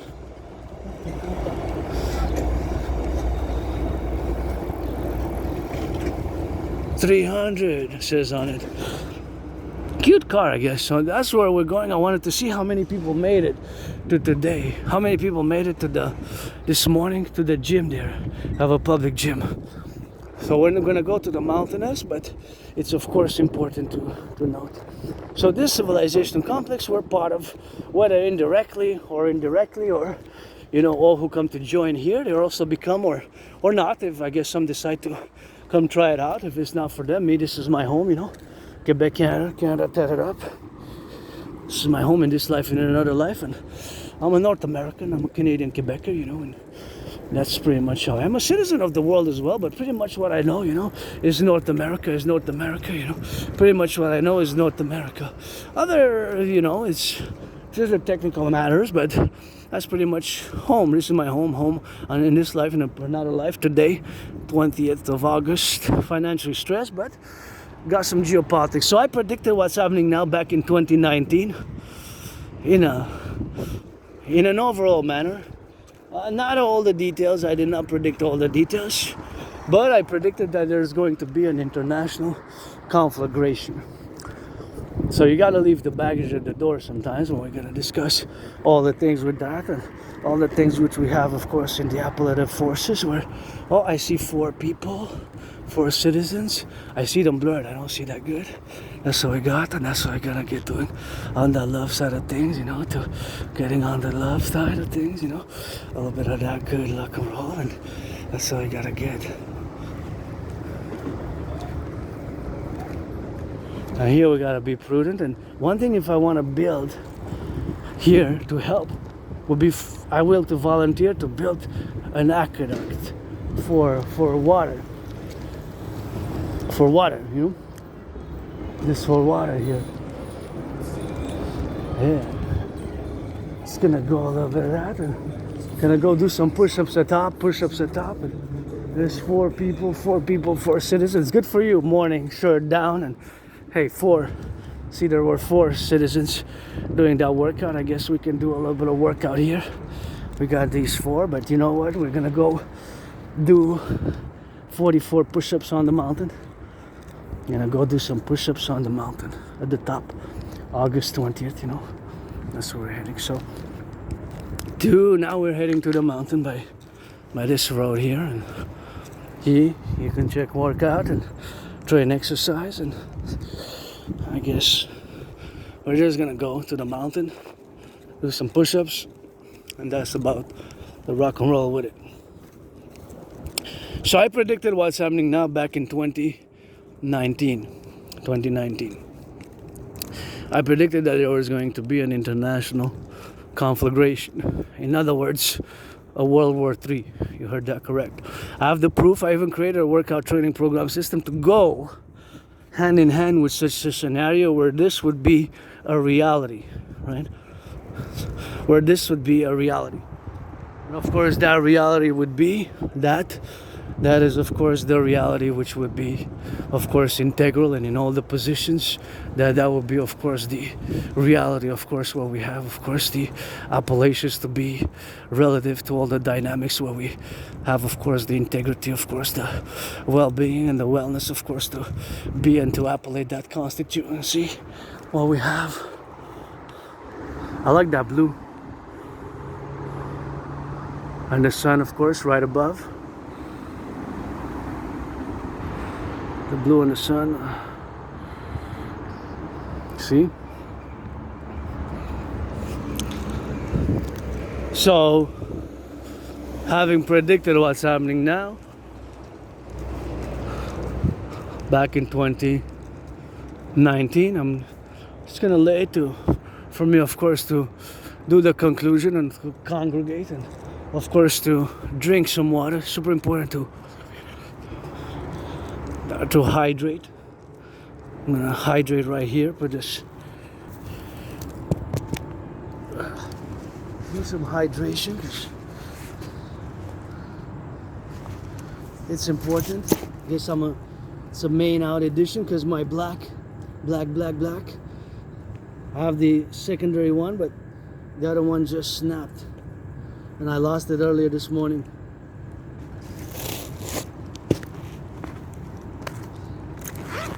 So I lost it, and now it's time to hydrate a bit.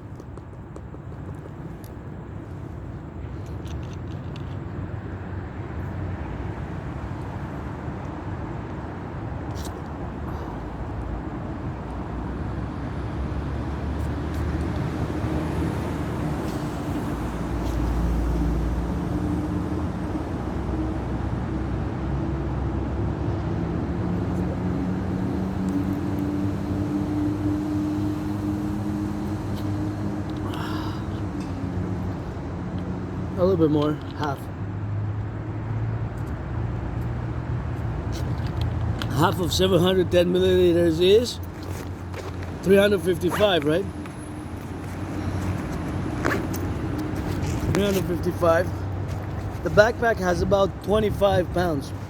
It's not that heavy. I got the red gloves, by which I am and have been able and will continue to challenge Donald Trump to a boxing match. I have been ever since 2018, because Donald Trump, Granddaddy Trump, made the mistake to impose tariffs on Canadian aluminum and steel, and that was a mistake, a geopolitical mistake, because this following statement that I'm going to make now, one has to accord in the affirmative with a yes, yes, yes, yes. So now this statement is a constant. This statement can be represented also just like that pi symbol, not the pie, the edible pie, but the pi symbol. It's an N, right? And that N, the letter N for normal, neurodivergent, natural, or neutral, or Normandy, right? It has two heads, two-faced, two-headed. So that's why our coming empire will be sort of two-headed, two-faced. One for goodness and kindness and benevolent rule, and the other one for a punishing one. So it will have like two heads, two faces. Our coming empire, which is going to be the fusion of Canada and the United States by the Trinity of theories and the fusion of our institutions and the implementation of such protocols as the North American Dragon 911 Total Integrated SSD protocols, security, service, and defense, and of course all of the other confluences, which of course are theoretical to the plateau of ensuring freedom and with some joy and health and rehabilitation of our brothers and sisters who have lost their liberty, who have lost their homes, who have lost their wealth, to give them some second chances, third, even fourth, and make us valuable as pre-cits or full citizens or citizens in progress of our empire, as we're gonna of course analyze and do, and of course, and I'm gonna make this massive public-private partnership. So of course all the institutions that we're gonna create from now on is a massive public-private partnership, in other words. So that light has to be pressed here.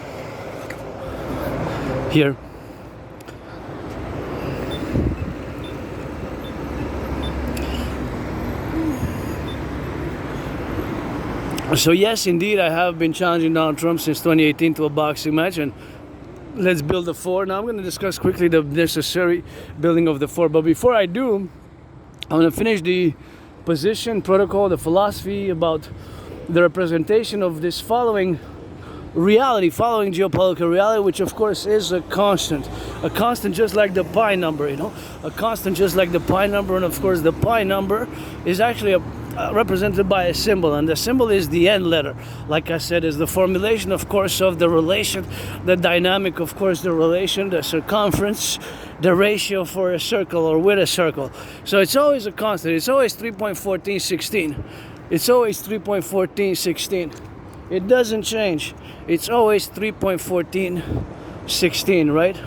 The ratio of the circumference and the ratio with the circumference and the center of the circumference. It's always 3.1416. It does not change. It's constantly so. So it's a constant. not a variable. So such is the constant reality which one has to affirm in the positive. You cannot negotiate with this. You cannot say no.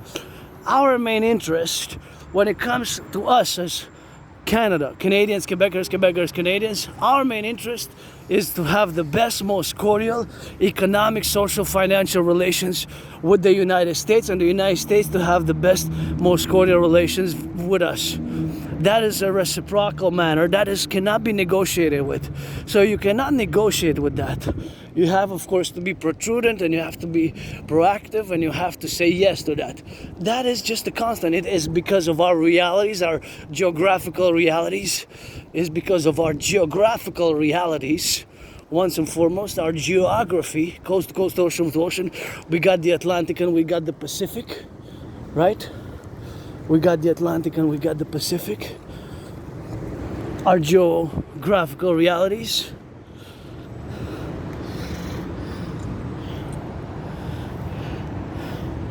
Our geographical realities.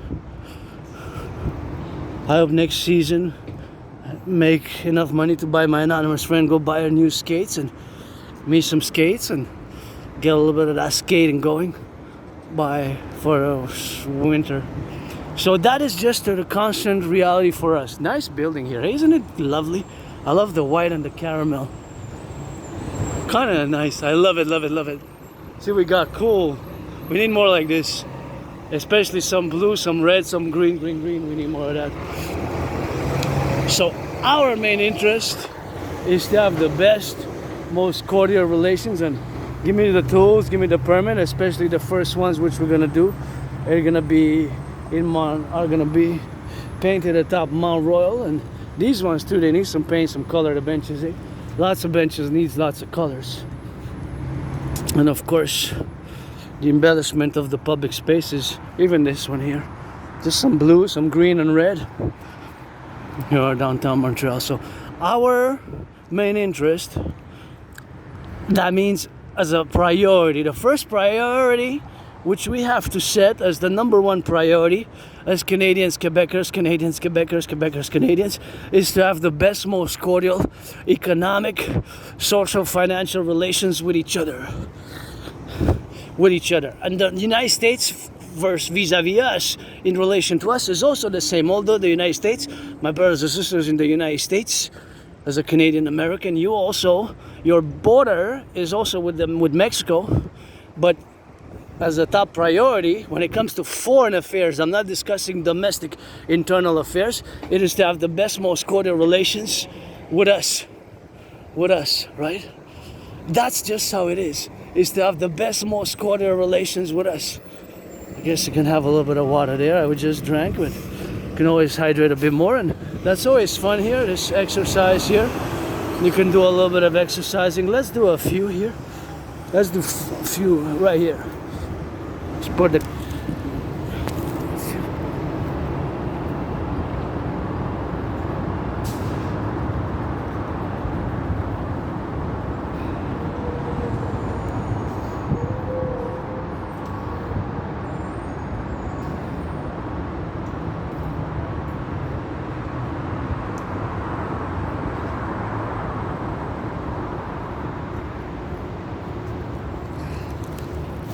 yeah, this is good. Thank you to the oh yeah, see, that's good for the workouts, man. I love that.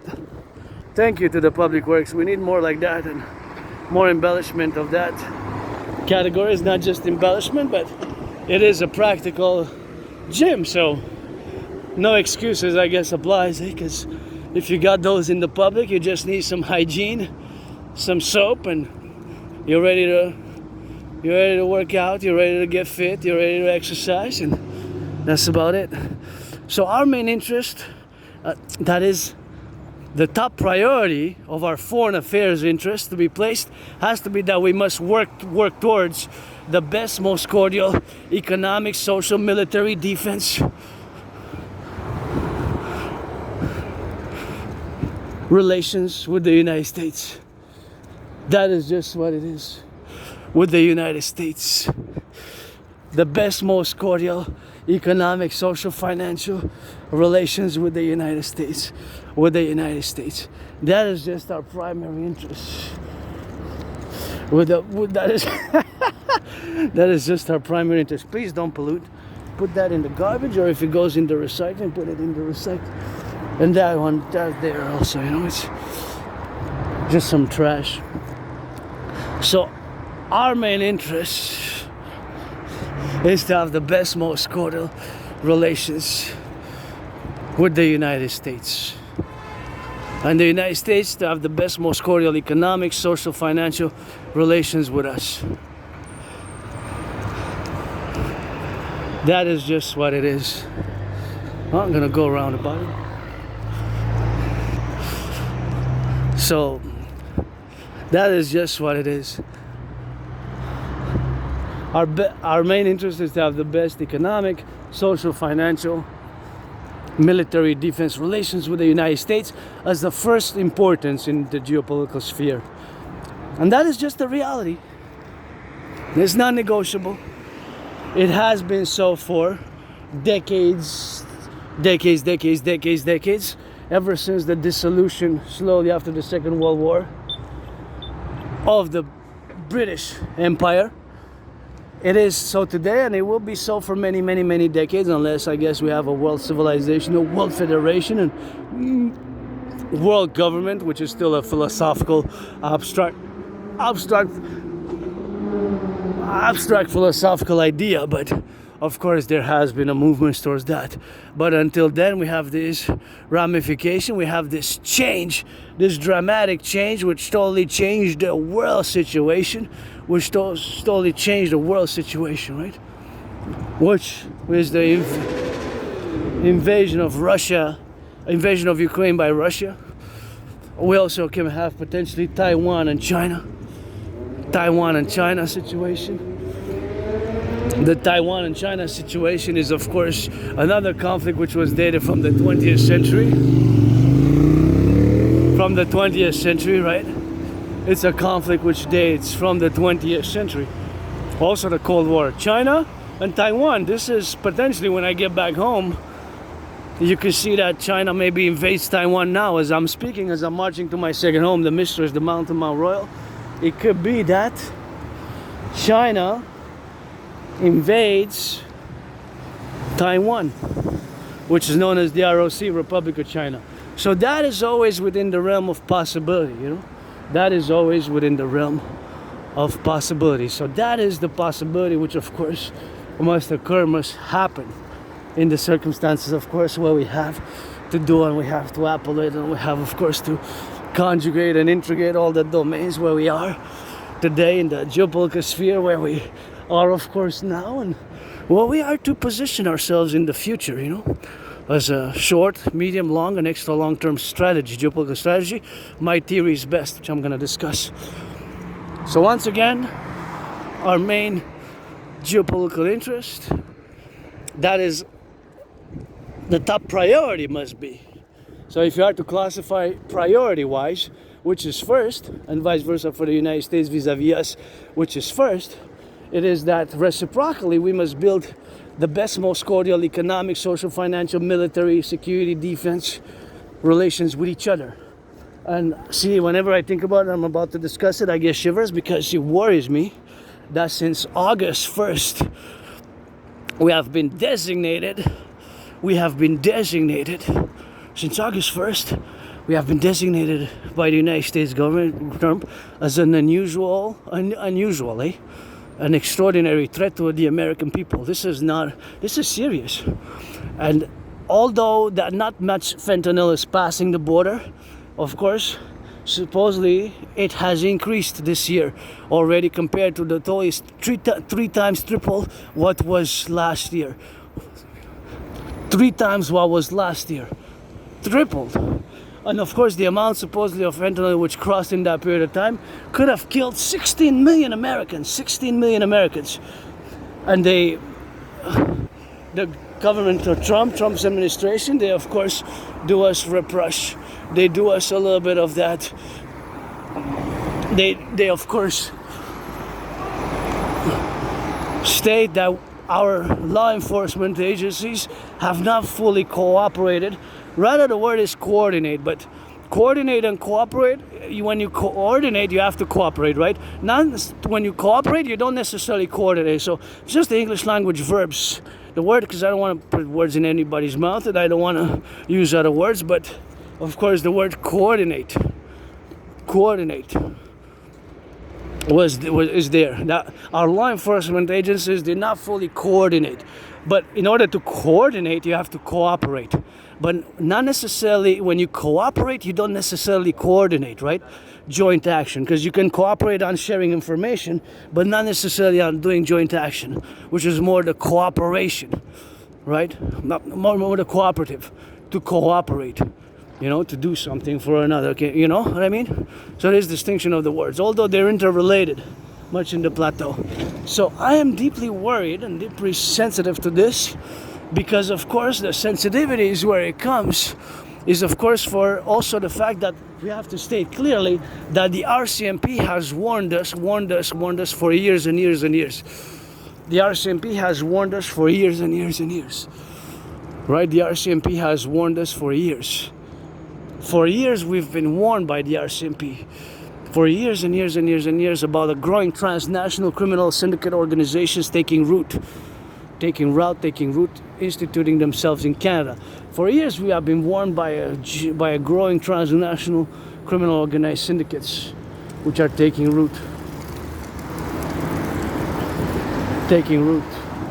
So these growing transnational criminal organizations which are taking root, which are taking of course more space in Canada, has been proven by the fact that just last year on the 25th of October, and this we have to say because it's a fact that the RCMP, Royal Canadian Mounted Police, last year, October 25th to be precise, of 2024, October 25th, they had a mass seizures. They seized in BC, British Columbia, in Surrey, BC, British Columbia and Surrey, they seized in BC a mass super lab, the biggest ever super lab in the history of Canada, just last year. So in that statement by the Trump administration, which of course discussed the motives for increasing tariffs, of the fact that there was no lack of coordination with the Canadian law enforcement, there was a growing, the fentanyl increased, the fentanyl crossing into the United States from Canada increased, and the fact of this cooperation. So that is of course just the general manner which of course we have of course to appellate, and we have of course to conjugate, where we have of course to situate ourselves in the organizational matters where we are. So that is just the fact and the statement of course to situate our positions. So the positions is the situational awareness that it is a fact that domestically fentanyl production has increased, and that there has been in the past years, because we were warned by the RCMP that there's a growing transnational criminal syndicate organizations taking root, instituting themselves, establishing themselves in Canada. And last year, on the 25th of October, it hasn't even been a year yet, in BC, British Columbia, Surrey, the RCMP dismantled the biggest ever super lab. Supposedly they had seized, it's proven, 95 million, I guess, capsules or pills. They're doses actually, right? They're doses of fentanyl. Listen to this, which gives me shivers, which could have killed the population of Canada twice over. So those doses could have killed the population of Canada twice over. Those doses could have killed the population of Canada twice over. The doses could have killed the population of Canada twice over. Can you imagine that? Twice over. Twice over. The population of Canada could have been killed twice over. Can you imagine? Twice over. That is really unacceptable. And last year they seized that lab, which had other drugs, and supposedly the way they were doing this drug, they were doing the technique to operate, that the technique for them to operate it was the same one as the cartels. Thank you, public workers who pick up the trash. That's actually says recycling, but it might be used for the trash. And see how, of course, those, we need new ones. We need new ones. And of course, since we need new ones, that's what we need. So basically the operations for the RCMP last year, 25th of October, were of course proven to be situationally, of course, integrally in the aspects, of course, that we can develop, and that we have this new development, that growing transnational criminal syndicates have been taking root, have been establishing themselves, of course, in Canada. So the fact that can you imagine that? 95 million capsules? That, of course, would have been, of course, 95 million capsules. That could have, of course, killed the population of Canada twice over. 2 times, 88 million. So there's something there. And you get the connection that I'm making? So it is a kind of fact, if you will, that there's the growing transnational criminal organization that is increasing the fentanyl production. So that is a fact. That is a fact. That is factual. That is not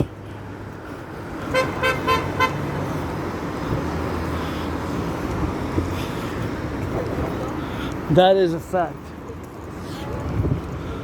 That is a fact. So that fact is something which we have to do, and that's what we got, and that's how we got that rock and roll, you know, and that's how it is, you know, we get a lot of liberty, you know. So it's situationally, of course, something which we have to be, and we, of course, to operate and, of course, be integral in the propositions where we are, that is just so. That is just so. That is just so.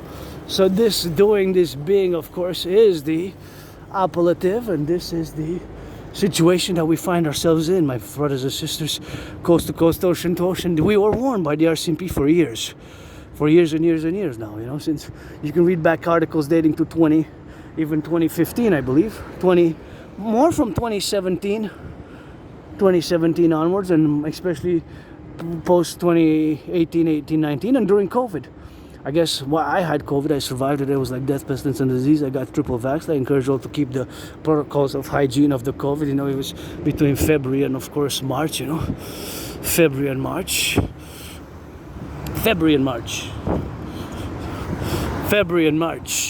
So I had COVID between mid-February to March. I had COVID between mid-February and March, you know. I had COVID between mid-February and March. That's when I had COVID. Between mid-February and March. That was my COVID. Mid-February and March. I was just like death, pestilence, and disease. I thought I was gonna die, really. You know? I thought I was gonna die. I survived. Having survived COVID, I take every day carpe diem it, and I live it every day as carpe diem, you know? That is just something that I do, and conclusively, that I live, of course, carpe diem it every day. Carpe diem it every day, you know? That is just something which I live with. Surviving COVID made me, of course, come out of depression and coming out of suicidalness a few years before, and I survived, I guess, on my fourth start now, you know? On my fourth start. So I guess I'm starting again, the fourth time, I guess, after I moved. I thought it was 2016, 2015. I thought I moved 2015, but it ends up I thought I moved 2016, correction, but it ends up it was 2015. So I did a lot of work, I lost a lot of weight, created my own workout training program system, which was made, created, produced, designed to go hand in hand with a World War III scenario. I've done more than 372 sessions, you know, more than 372 sessions. So I created an effective, efficient, simple workout training program system which requires no equipment, which is, of course, my own creation, which is called the General Integrated Total Body Training System, aka the Draconis workout. And I performed more than 372 sessions. More than 372 sessions.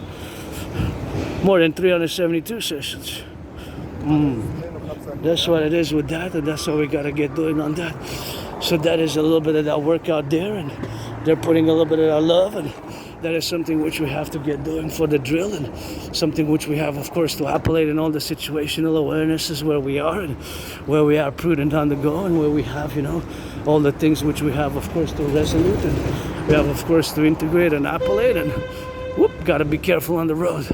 So now that I'm discussing this, I'm gonna introduce the DRT, because it's the solution.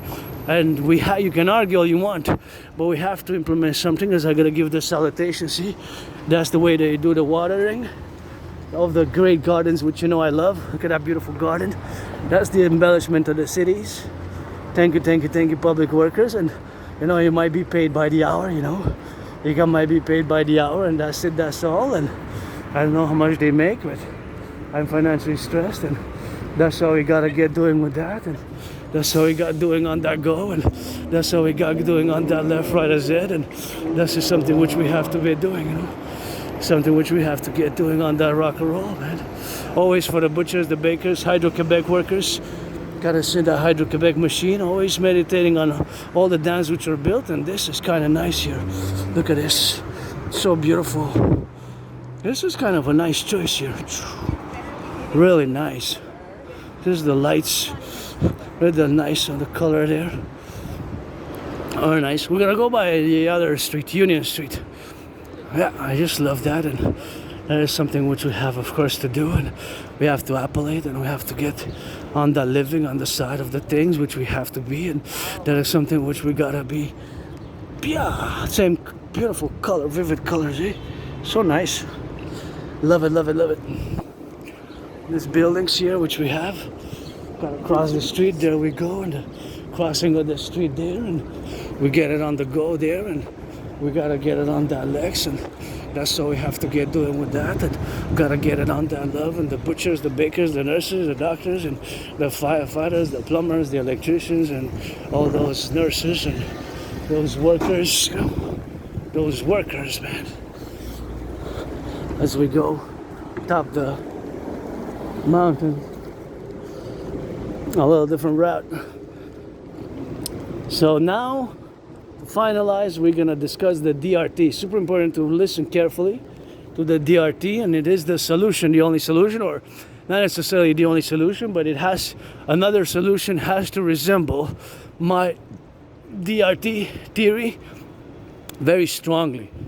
In essence, it has to resemble my DRT theory very strongly, very strongly, and very strongly, you know.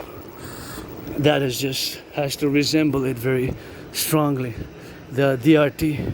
So we're gonna, of course, we have four main problems, you know.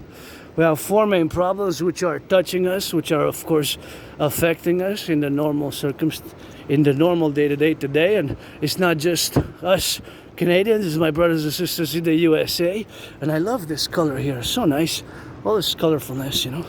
Can't go out much because of financial stress, but I definitely would, you know, as my financial, economic, commercial improves and money's to spend by. And yeah, we'd love to come sit there one day. I guess by spring, that's something which we gotta be doing with that, and that's something which we have to appellate together.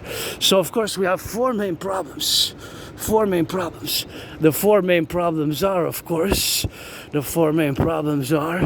that, and these problems, of course, are both for Canada and the United States. So Canada and the United States, they're the same problems.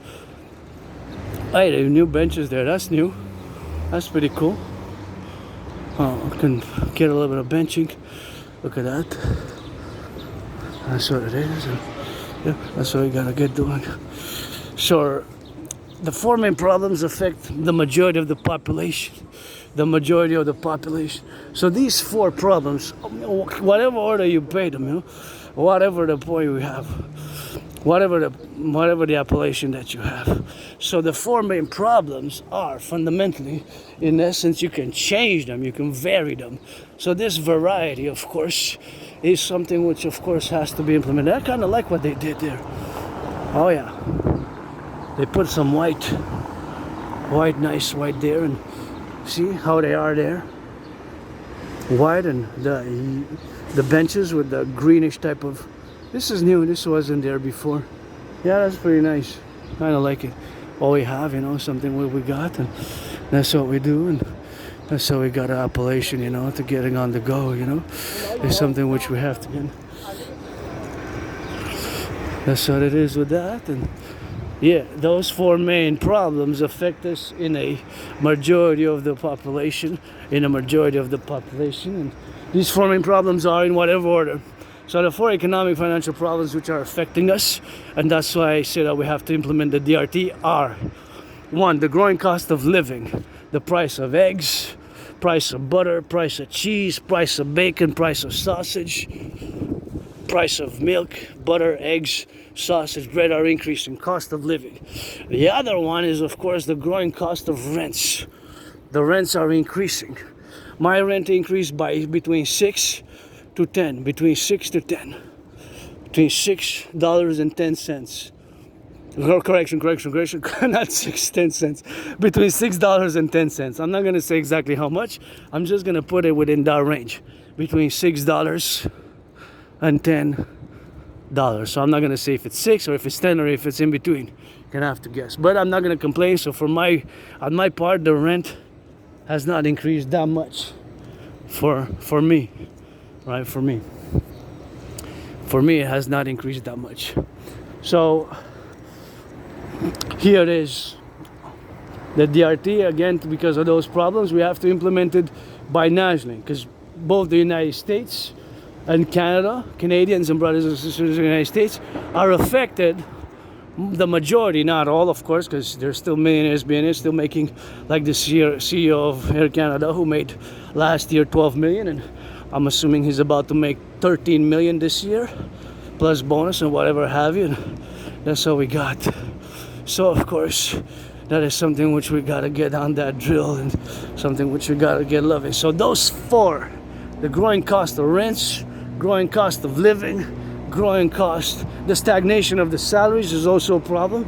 And the fourth one, in whatever order you put these four, is the fact that there's a growing credit card debt. Even now, a lot of people now are just swiping their credit cards now, making purchases, and it's going with all the systems which we have, the electronics or the apps or the PayPal or the Venmo, or of course the Cash App, which is connected to all the banking financial institutions in some ways with those codes which we have. I'm financially stressed, but I got trillions of kisses and millions of marching steps. But now somebody is going to buy by credit card and is getting further in debt across the 63, across the 10 provinces, 50 states and 3 territories. So now across Canada, both Canada and United States, somebody's getting even more in debt.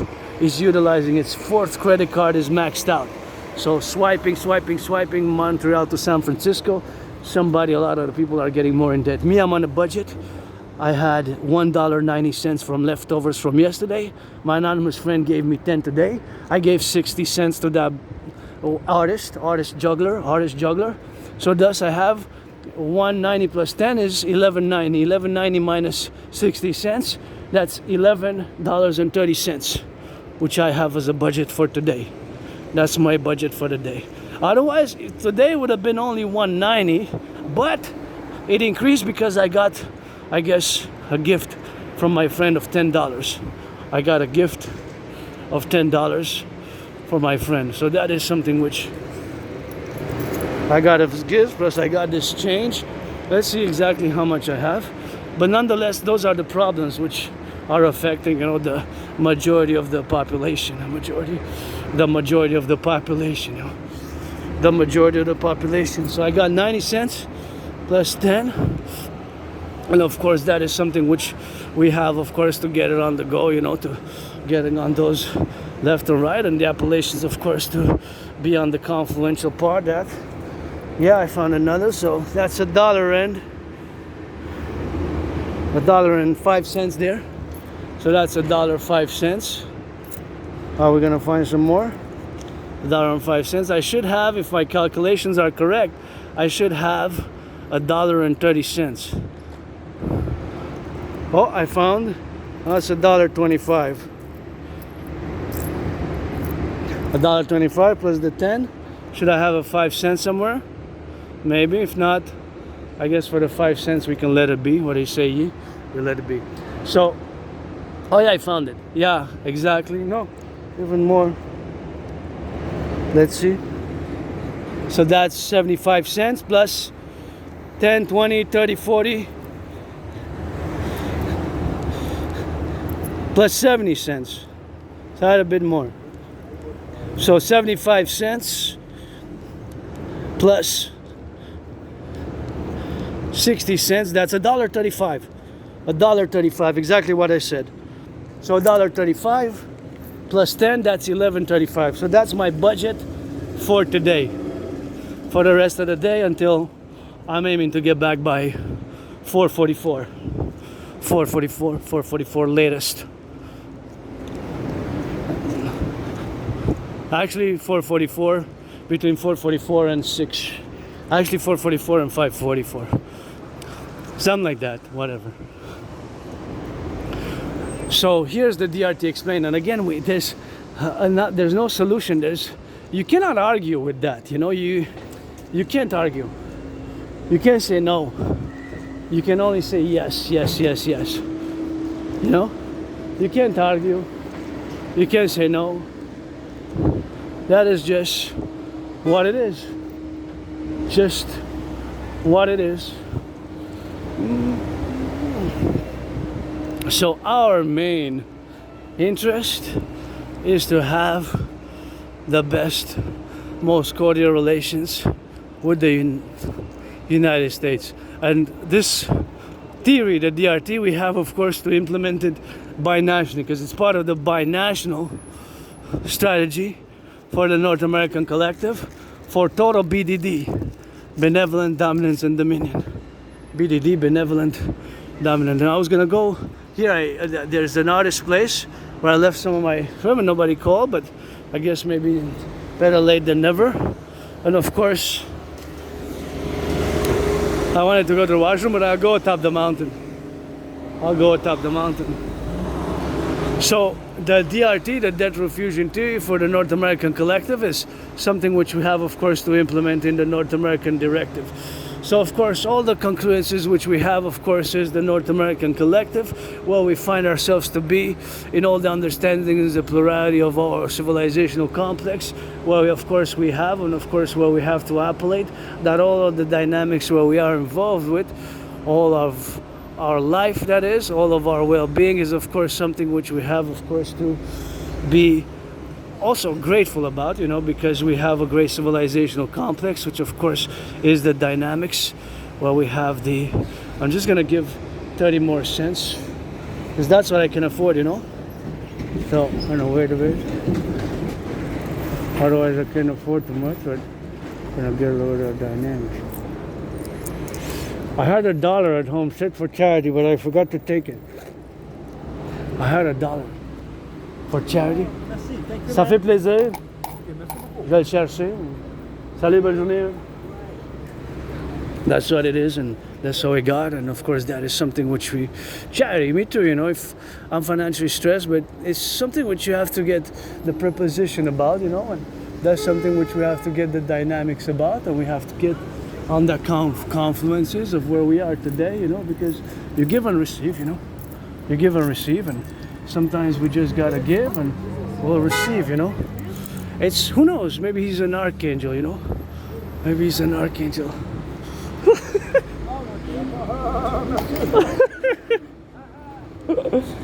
Si je serais millionnaire, je vous donnerais plus.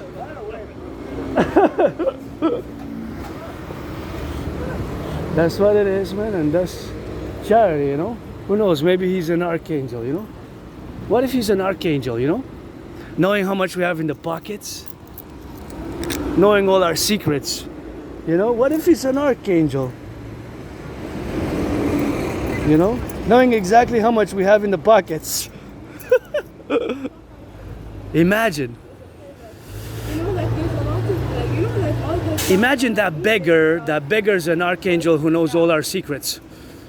Imagine that.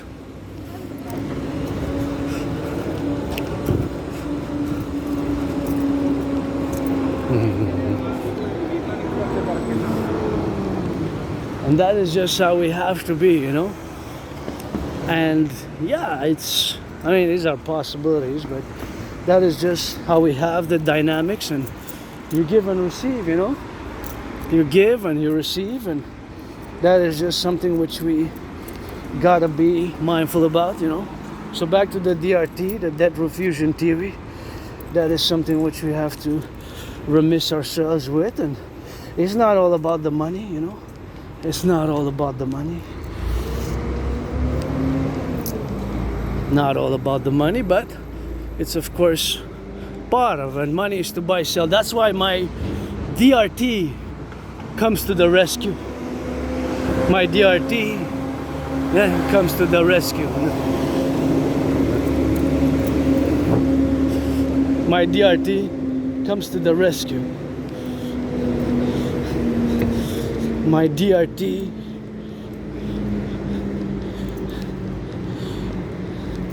comes to the rescue for us, even saving us from Armageddon in many ways. Because if we apply it internationally, globally, universally, then we can, of course, do that. And it requires a mass public-private partnership to implement it.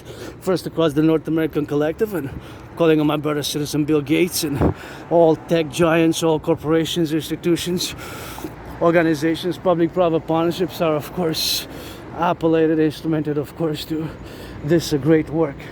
So here it is explained. My DRT theory contains in it, integrated in it, is monetary integration theory. Monetary integration theory is, of course, the theory which was implemented, integrated in the European Union in the 90s. The Europeans, they destroyed the national central banks. They destroyed the national central banks. They destroyed the national central banks. And of course, that's what they did. They destroyed their national central banks. They created the ECB. So the Europeans, they created their national, they destroyed their national central banks, right? Germany, Italy, France, Belgium, they destroyed their national central banks. They no longer have national central banks. So my DRT theory is integrated that specific theory which I aforementioned. And this is quite a beauty. So here a little bit also. So here it is explained. The explanation is, of course, something which, of course, has to be explained in all the manners of the diatribes that we have for the proposition. So we're going to take all the public and the private debt. All the public and the private debt.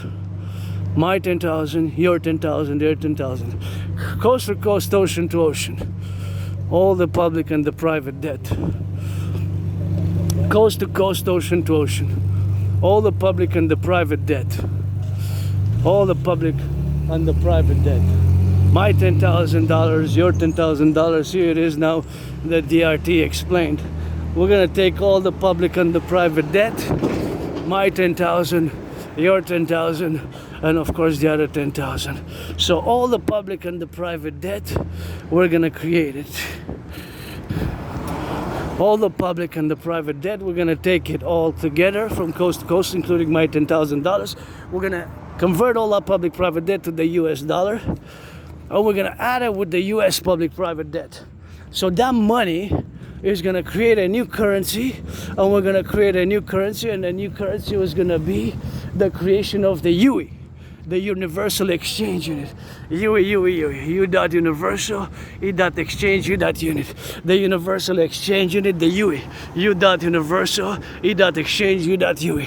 The universal exchange unit is gonna have, of course, the creation of the UE is gonna be this new currency for the North American Collective together. So we're gonna create a new central bank, a new central bank. We're gonna create a new central bank, and that central bank, whatever we appellate it, whatever we call it, is gonna be, of course, this new central bank, and we're gonna create the UE as a new currency, which is gonna equal the value of the US dollar. So that is where the inside my DRT theory is integrated. Monetary integration theory. Monetary integration theory is integrated in the DRT. In the DRT. And of course, all the public-private debt converted coast to coast, ocean to ocean is going to be the value. Well, are we going to take all the public-private debt? We're going to convert it coast to coast, ocean to ocean. We're going to add it all up. convert it into US dollars, and we're gonna add it with the US dollars, right? So that money is gonna be, of course, the money for a new central bank, and we're gonna create the UE, U dot universal, E dot exchange, U dot unit, the UE, the UE, the UE, U dot universal, E dot exchange, U dot UE, the universal exchange unit. Those bananas are kind of black, man, but you know I like black bananas actually. Are they still good? They're organic also. I guess they are. I'm not gonna take the two other ones, but I'm gonna take these fruits. You never know. Gonna eat them now. Even when they're black like this, I guess if my OnlyFans was gonna be only to eat black bananas, but you know, gonna eat them. You never know. Food security is important. So we're gonna take all the public and the private debt. What if there's a nuclear war starting tonight? I'll be well fed.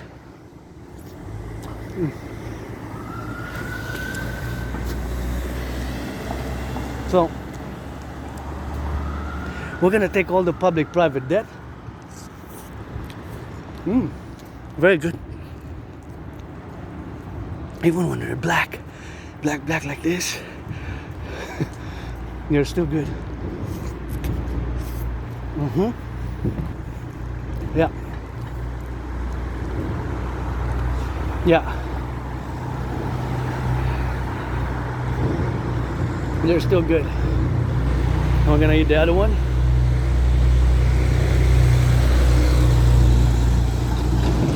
These. Save it for later, eat this one, and then continue with the DRT. There were 4 black bananas, but the other ones were ripped, so I took 2 black bananas and 2 of the red. Perfect black and red. Together 4 fruits, but there were 4 bananas.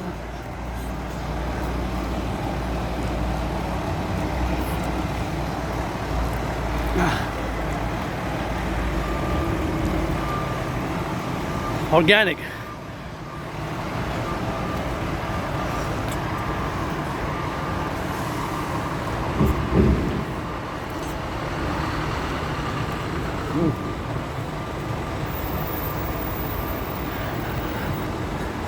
There's a number 42, there's a number 42, there's a number 42, there's a number 42 there.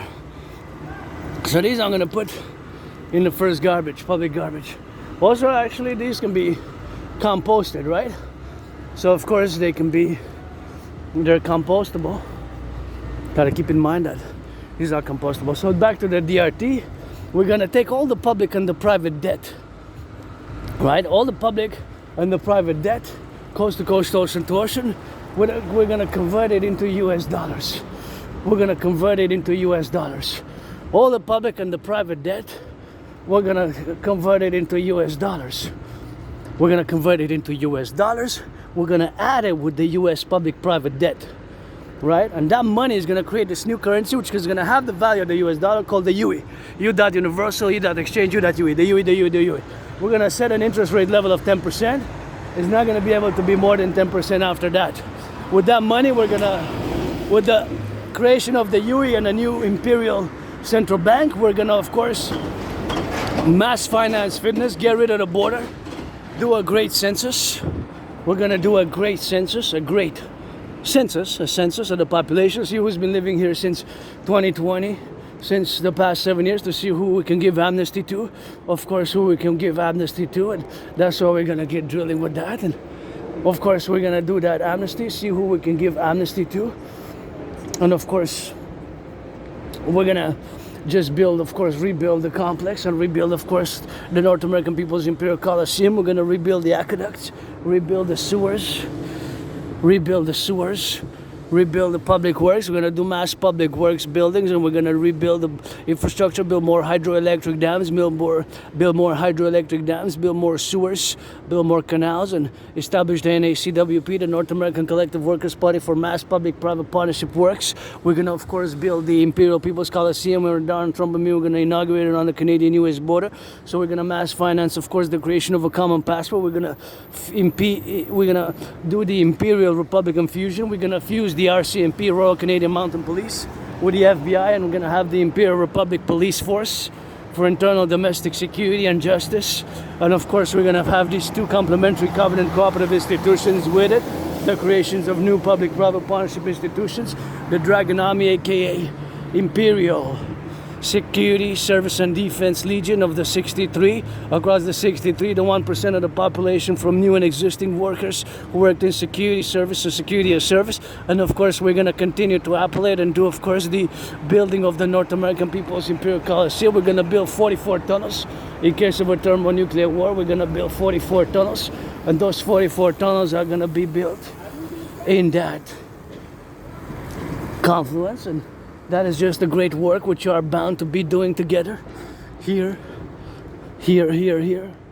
in this great collective. So pledge your allegiance, legions, and with the DRT and the creation of the UE, we're also going to mass finance intra-tourism across the 63 because it does me lots of good. So it's going to do a mass public-private partnership where we're going to have citizens allocated tourism across bi-nationally, bi-weekly, bi-statally, bi-monthly things for us to do for establishing a strong esprit de corps, a strong imperial esprit de corps. And of course, we got a lot of visits across states, so many gonna be 63 states in our empire, right? The 10, the 50, and the 3. So we're gonna have to get people from different states to get acquainted with other citizens of different states. And we're gonna have the perpetual imperial union, we're gonna have the SSD Legion, and we're gonna have the creation, of course, and building 44 mass structures in case of a thermonuclear war, of mass structures in case of a thermonuclear war, mass tunnel, underground city structures, 44 of them, especially for the youth. In case of a thermonuclear war, we're gonna have to start building them ASAP. And of course, that is where we enter by the lines there, where we saw where the graffiti took place. We're gonna enter by the side of the lines there, where we're gonna confluence it. So of course, that is just something which we're gonna do, something which we're gonna have to implement, and something which we're gonna have to drill that, and that's something just which we're gonna have to do. The DRT, we have no choice but to implement it. And the DRT, we have no choice but to implement it, of course, in the confluences of all the things which we have in the beneficent manner of our imperial concordium, you know. So that is just something which we have to do. So this is the four main problems which require us to do that, you know, which require us to do that. So that is just a requirement, you know, because it's the pressing four matters. We have no choice, actually. In actuality, we really have no choice but to do it, because we're on the verge of a public financial collapse. These four problems are getting worse every day. So it's just a situation where we find ourselves in. That's where the DRT theory comes in. But the DRT theory has to be put into practice, because if we don't implement it, we have to implement something similar, you know? So something similar is something which has to be implemented, something similar. Something which we have to be similar, you know, and that is something which we have, of course, to be similar to that, and that is something which we have. So that is just a simpler explanation of the DRT, which we have, of course, to implement. But the DRT, of course, is the UE, of course, the universal exchange rate, which we have, of course, fundamentally to do and to make, and of course, it is the most important thing for us to focus on now, you know, most important thing for us to focus on. To implement the DRT via massive public-private partnership. And we're going to create this new currency, and we're going to create this complementary covenant and cooperative institutions where and whence we have this DRT implemented fully in the Integree. It requires Wall Street, Wall Street, Wall Street. It requires Wall Street. It requires the public-private partnership institutions. It requires all the complementary things where we have to do in our situational awareness that we have to implemented the DRT. We have no really other solution. If you can notice where the situation is, you're gonna see all the financial economic indicators for the majority of the population indicated so.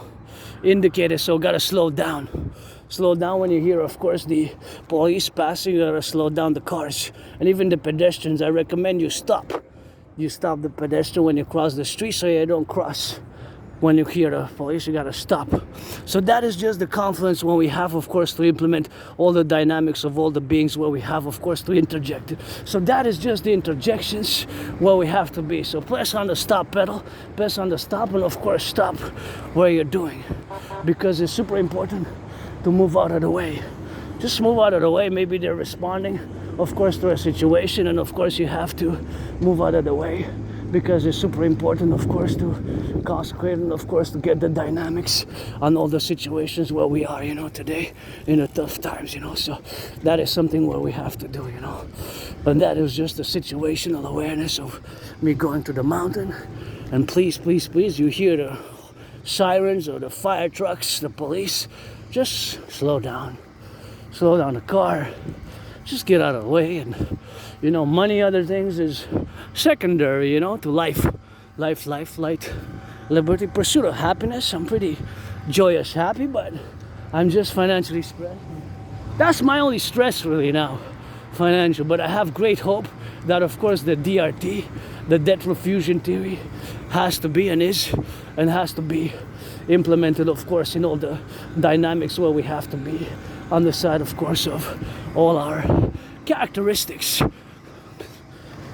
and our prudence, all our characteristics and our prudence for the well-being and the wellness of our civilizational complex, whence we are integral and appellative about.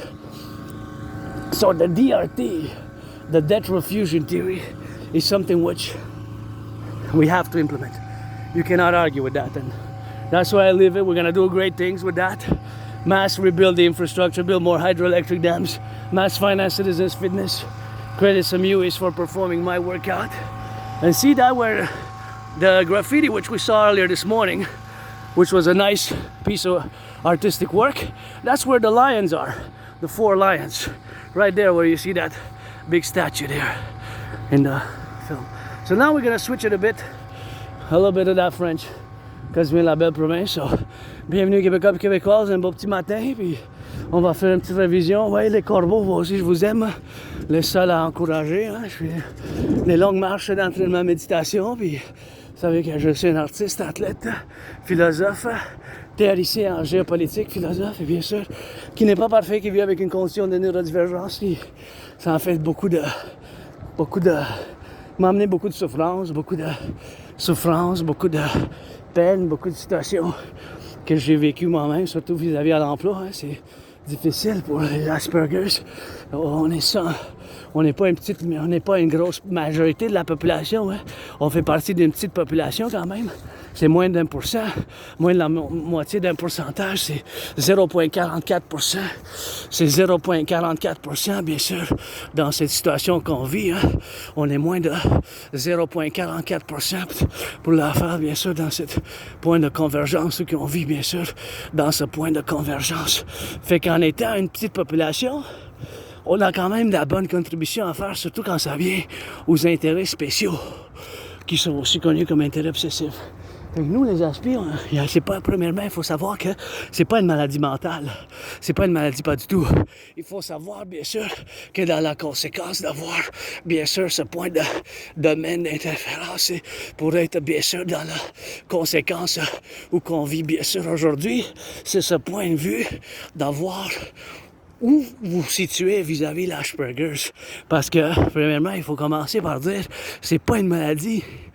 Puis je l'ai entendu quand je travaillais il y a un couple d'années, mais j'ai entendu les gens me dire, tu sais que c'est une maladie, ça c'est une maladie, c'est une maladie, c'est une maladie. Non, c'est pas une maladie, c'est une condition de neurodivergence. Nous, là, les Aspi, les Aspergers, notre cerveau, il y a des mutations, vous comprenez? Fait qu'à cause de ces mutations, bien sûr,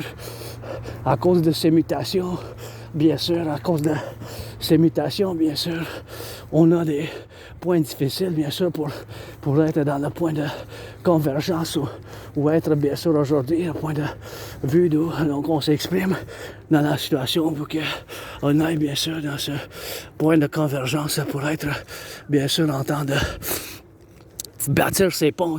Quand on doit bâtir 4 ponts, bien sûr, ben, c'est sûr que c'est des ponts petits, moyens, larges ou extra larges.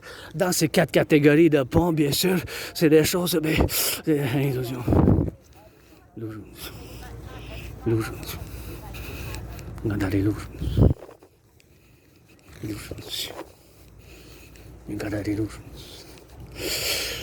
So, ben, c'est sûr que ça peut être difficile. Mais les 3 problèmes massifs, majeurs, de conséquences, c'est que, un, c'est le manque d'amis. Moi, j'ai une solution, hein, pas besoin de gros amis, beaucoup d'amis, mais juste des amis avec bénéfice ou prêter allégeance légère vis-à-vis le rêve, c'est mon rêve, le royaume de la déesse et du dragon qui danse fondamentalement. Sont là les lions, tu sais. Sont là les lions quand on est rentré sur la montagne. Fait que de conséquence, bien sûr, j'ai pas besoin de beaucoup d'amis moi-même, tu sais. C'est pour ça que je dis, des amis avec bénéfice, perdez pas mon temps, là. Je veux pas perdre votre temps, je suis androgyne, pansexuel aussi, Asperger's, sur le spectre de l'autisme, puis j'ai perdu beaucoup d'emplois, j'ai perdu beaucoup d'amis, fait que je veux pas perdre votre temps, perdez pas le mien, je suis bon à 3 choses, c'est ces intérêts spéciaux, hein, qui nous préoccupent au quotidien, c'est, pour moi-même, c'est ma trinité, l'entraînement physique, le sport. Depuis que je suis sorti de ma dépression, la dépression puis le suicide, c'est quelque chose qui m'a touché moi-même pendant un couple d'années. Puis, bien sûr, j'étais proche de me finir la vie, là, en suicide, puis en dépression. Là, ça n'a pas été facile, être en dépression puis être suicidaire. Fait que ça m'a toujours fait un point, bien sûr, d'exclamation de vivre. Puis les amis avec bénéfice, hein, échange de massage, ça je suis toujours prêt. Je suis androgyne pansexuel, dragon arc-en-ciel, le rock'n'roll, je vous en compose au quotidien. Puis la géopolitique, c'est là que je suis fort. Je suis un artiste, athlète et philosophe, stratège en géopolitique indépendant qui a prévu la situation actuelle qui se déroule en ce moment. Fait que je suis un centriste, par exemple, mais mon centrisme est pro-travail et nord-américain. C'est un centrisme pro-travail et nord-américain dans le cas, bien sûr, que c'est le travail de pro-américain, puis c'est un centrisme universel révolutionnaire vis-à-vis que c'est mis en main avec ma trinité de théorie, la théorie d'intégration citoyenne, théorie de la refusion de la dette, et c'est la théorie de la fusion démocratique. Fait que bien sûr, faites attention ici, quand vous venez sur le Mont-Royal, il y a les branches qui vous tombent des fois. Des fois, ça peuvent tomber, hein. Des fois, les branches peuvent tomber. Fait qu'il peut y avoir une appellation, bien sûr, qu'il y a les branches qui tombent. Il y a les branches qui tombent, hein. Fait que faites attention, bien sûr, pour pas que ça vous tombe dessus, là. C'est pour ça que je vous avise, j'avise toujours les gens qui viennent ici, bien sûr, pour le faire, de la faire de la manière, bien sûr, qu'il faut qu'il y ait, bien sûr, dans ce point de circonstance, bien sûr, pour le faire aujourd'hui, de la manière qu'on vit aujourd'hui. Hein. Fait que j'ai prévu qu'est-ce qui se passe maintenant dans la géopolitique. J'ai prévu la situation actuelle. Je l'ai prévu en 2019, en octobre. C'est pour ça que je dis mes appels d'intégration, bien sûr, puis la théorie d'intégration citoyenne pour faire d'une manière que ça soit pour la fondation d'un partenariat public-privé vis-à-vis, bien sûr, la fondation de l'armée du dragon pour la sécurité, service, défense, bien sûr, pour le faire de cette manière de voir d'une manière ou d'une autre. Ma prédiction, j'ai la preuve, hein, j'ai les vidéos de preuve qui datent de 2019, bien sûr, de le temps, bien sûr, que ça fasse de ce point de convergence. Fait qu'on va rentrer par un côté, bien sûr, on va rentrer comme ça. On va aller par là, attendez, peut-être par là, comme ça, bien sûr.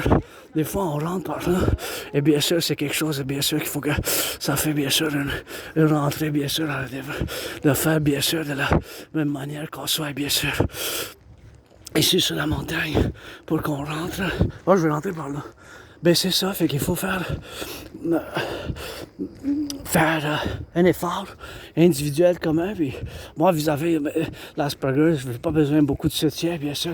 J'ai pas besoin de beaucoup de soutien vis-à-vis de ces choses-là, bien sûr. Il y avoir beaucoup de soutien comme dans notre aspect, là, mais c'est juste qu'au niveau de la compréhension, j'ai besoin de la compréhension, parce que d'autres choses. Le problème, bien sûr, c'est quelque chose, bien sûr, qui nous touche nous-mêmes aussi, bien sûr, les autistes. Plusieurs, généralement, les Asperger, que le taux de sans-emploi est à 80%. Là. Fait que c'est inacceptable totalement, bien sûr, que le taux de sans-emploi est à 80%. Vous comprenez? 80%, c'est beaucoup. Hein? J'ai eu bien de l'emploi, c'est juste, on perd souvent l'emploi à cause de comment on est, c'est caractéristique. C'est caractéristique, c'est pas une maladie, c'est pas des symptômes, c'est des caractéristiques avec lesquelles que nous, on vit au quotidien. Fait qu'à cause de ces mutations de cerveau, nous, on voit le monde différemment, vous comprenez? Fait qu'à cause qu'on voit le monde différemment, des fois, les choses sociales, là, la communication sociale non verbale, c'est plus difficile pour nous à cause de ces mutations du cerveau, puis il n'y a pas de médicaments, c'est pas une maladie, fait que je fais juste que je fais la gestion de mes symptômes. C'est pas des symptômes, bien sûr, c'est des caractéristiques. Encore une fois, utilisez pas le mot maladie ou symptôme. Dites pas maladie, dites pas symptôme, dites plutôt caractéristiques. Des traits, des caractéristiques vis-à-vis à cette condition de neurodivergence qui se trouve à être l'Asperger's, soit l'autisme hautement fonctionnel. Comprenez? Fait que nous, on a comme des rituels, routines, et on se... tout notre quotidien avec intensité. Ça trouve à être intense, bien sûr, avec intensité, bien sûr. Puis ça fasse avec intensité. Intensité ou concentration, bien sûr. C'est cette intensité qu'on vit, cette super concentration vis-à-vis nos intérêts spéciaux. C'est aussi connu comme intérêt obsessif, mais ça rend pas, ça rend pas justice pour un aspect, pour moi, de dire c'est des intérêts obsessifs. Parce que pour moi, quand je passe des heures à faire des analyses, des rapports, des analyses, bien sûr, des révisions de mes théories de la géopolitique, c'est comme naturel, c'est comme il faut que les aspects soient encouragés. Puis s'il vous plaît, laissez pas de la pollution de même ici. On a de la flore, de la faune, laissez pas ça comme ça ici. S'il vous plaît, là, laissez pas des sacs de même, là, comme ça. On essaie d'avoir de la flore, de la faune, on a de la place pour les mettre, là. Ici, on essaie d'être dans la nature, tu sais. S'il vous plaît, laissez pas ça de même. S'il vous plaît. Fait que juste, mettez ça dans l'évidence, là. Faut que je vienne avec un sac, moi-même, là, faire du bénévolat, j'en fais, là, mais c'est pas ça de même, parce que je sais pas si j'avais pas mes gants, fait que pas toucher ça, là, je dois avoir des gants pour être un peu en sécurité de l'hygiène, là, aussi, c'est quelque chose de garder les protocoles de la COVID, là, mais parce qu'il y avait un sac puis des vêtements, là, à moins que vous retournez les reprendre, là, je vais donner le bénéfice du doute, ou, tu sais, des choses comme ça, là, tu sais, laissez pas ça de même ici, laissez pas ça de même ici, tu sais, check ça. Ça, je vais le prendre, là, parce que ça, c'est, tu sais, juste laissez pas ça ici, comme ça, là. Tu sais, ça doit être dans le recyclage, là. Tu sais, ça, là. Laissez pas ça ici, tu sais, on essaie d'avoir la nature ici, là. Juste le mettre dans le recyclage, là. Ça prend l'individu aussi, hein, parce qu'on peut en parler de l'environnement, tu sais. Si l'individu le fait pas, mais on fait pas. Fait que ça vient à être juste de la théorie puis du blablabla, tu sais. Fait que nous, les aspects, c'est ça, des fois, on est plus par l'action. On a de la compassion. Les gens, souvent, ils disent qu'on manque de compassion, d'empathie. C'est pas ça. Parce qu'on le montre différemment, nous, par l'action plutôt que par la consolation verbale. Fait que là, je vous fais appel de soutenir la TRD, théorie de la refusion de la dette, parce que, bien sûr, on est rendu à avoir, bien sûr, des problèmes de problèmes, bien sûr, ça, il faut que ça soit recyclé, ça aurait passé la pluie, ça aurait fait tout ça, là, avec la pluie, ça aurait fait la pollution, ça aurait fait avec les couleurs qui existent, les chimiques, là, ça aurait fait un paquet de troubles. Fait que là, on a 4 problèmes majeurs qui se trouvent, qu'on a 4 problèmes majeurs dans ce point-là. Avoir des problèmes dans ce point-là, caractéristique d'avoir, bien sûr, ces choses qui nous font, bien sûr, les avoir. Fait que ces 4 problèmes majeurs de ces 4 problèmes, bien sûr, de caractéristiques sont en économie, en finance, qui nous touchent les Canadiens, puis les Québécois, puis les États-Unis, le surendettement, bien sûr, le coût de la vie qui augmente, le loyer qui augmente. Mon loyer aussi a augmenté entre 6 et 10, je ne voudrais pas dire de 10 $, mais 6 $, mais je ne dirais pas c'est combien exactement. Et bien sûr, la stagnation des salaires, donc le surendettement, les cartes de crédit, il y a de plus en plus de dettes vis-à-vis les Nord-Américains, le coût de la vie qui augmente, le beurre, le fromage, les saucisses, il y a aussi le coût de la vie parallèlement, bien sûr, au coût de la vie, bien sûr, il y a un autre coût qui est, mais c'est sûr, la stagnation des salaires et le loyer, fait que ces 4-là d'une autre manière, fait que c'est pour ça la TRD, pour la création de l'UI, point unité d'échange universel, que j'en parle dans chaque vidéo. Il faut prendre toute la dette publique privée du Canada et des États-Unis, puis faire l'implémentation de la TRD à travers le Canada et les États-Unis, et bien sûr, à travers le Canada et les États-Unis, ensemble pour la création de l'unité d'échange universel, une nouvelle banque centrale, et pas cette dette-là qui va la créer, toute la dette, le refusionnement de la dette. On va rebâtir d'autres centrales d'Hydro-Québec, finir avec la frontière, bâtir les 44 tunnels dans le cas d'une guerre thermonucléaire et financer les institutions de partenariat public-privé sur l'armée du dragon, la déesse qui danse.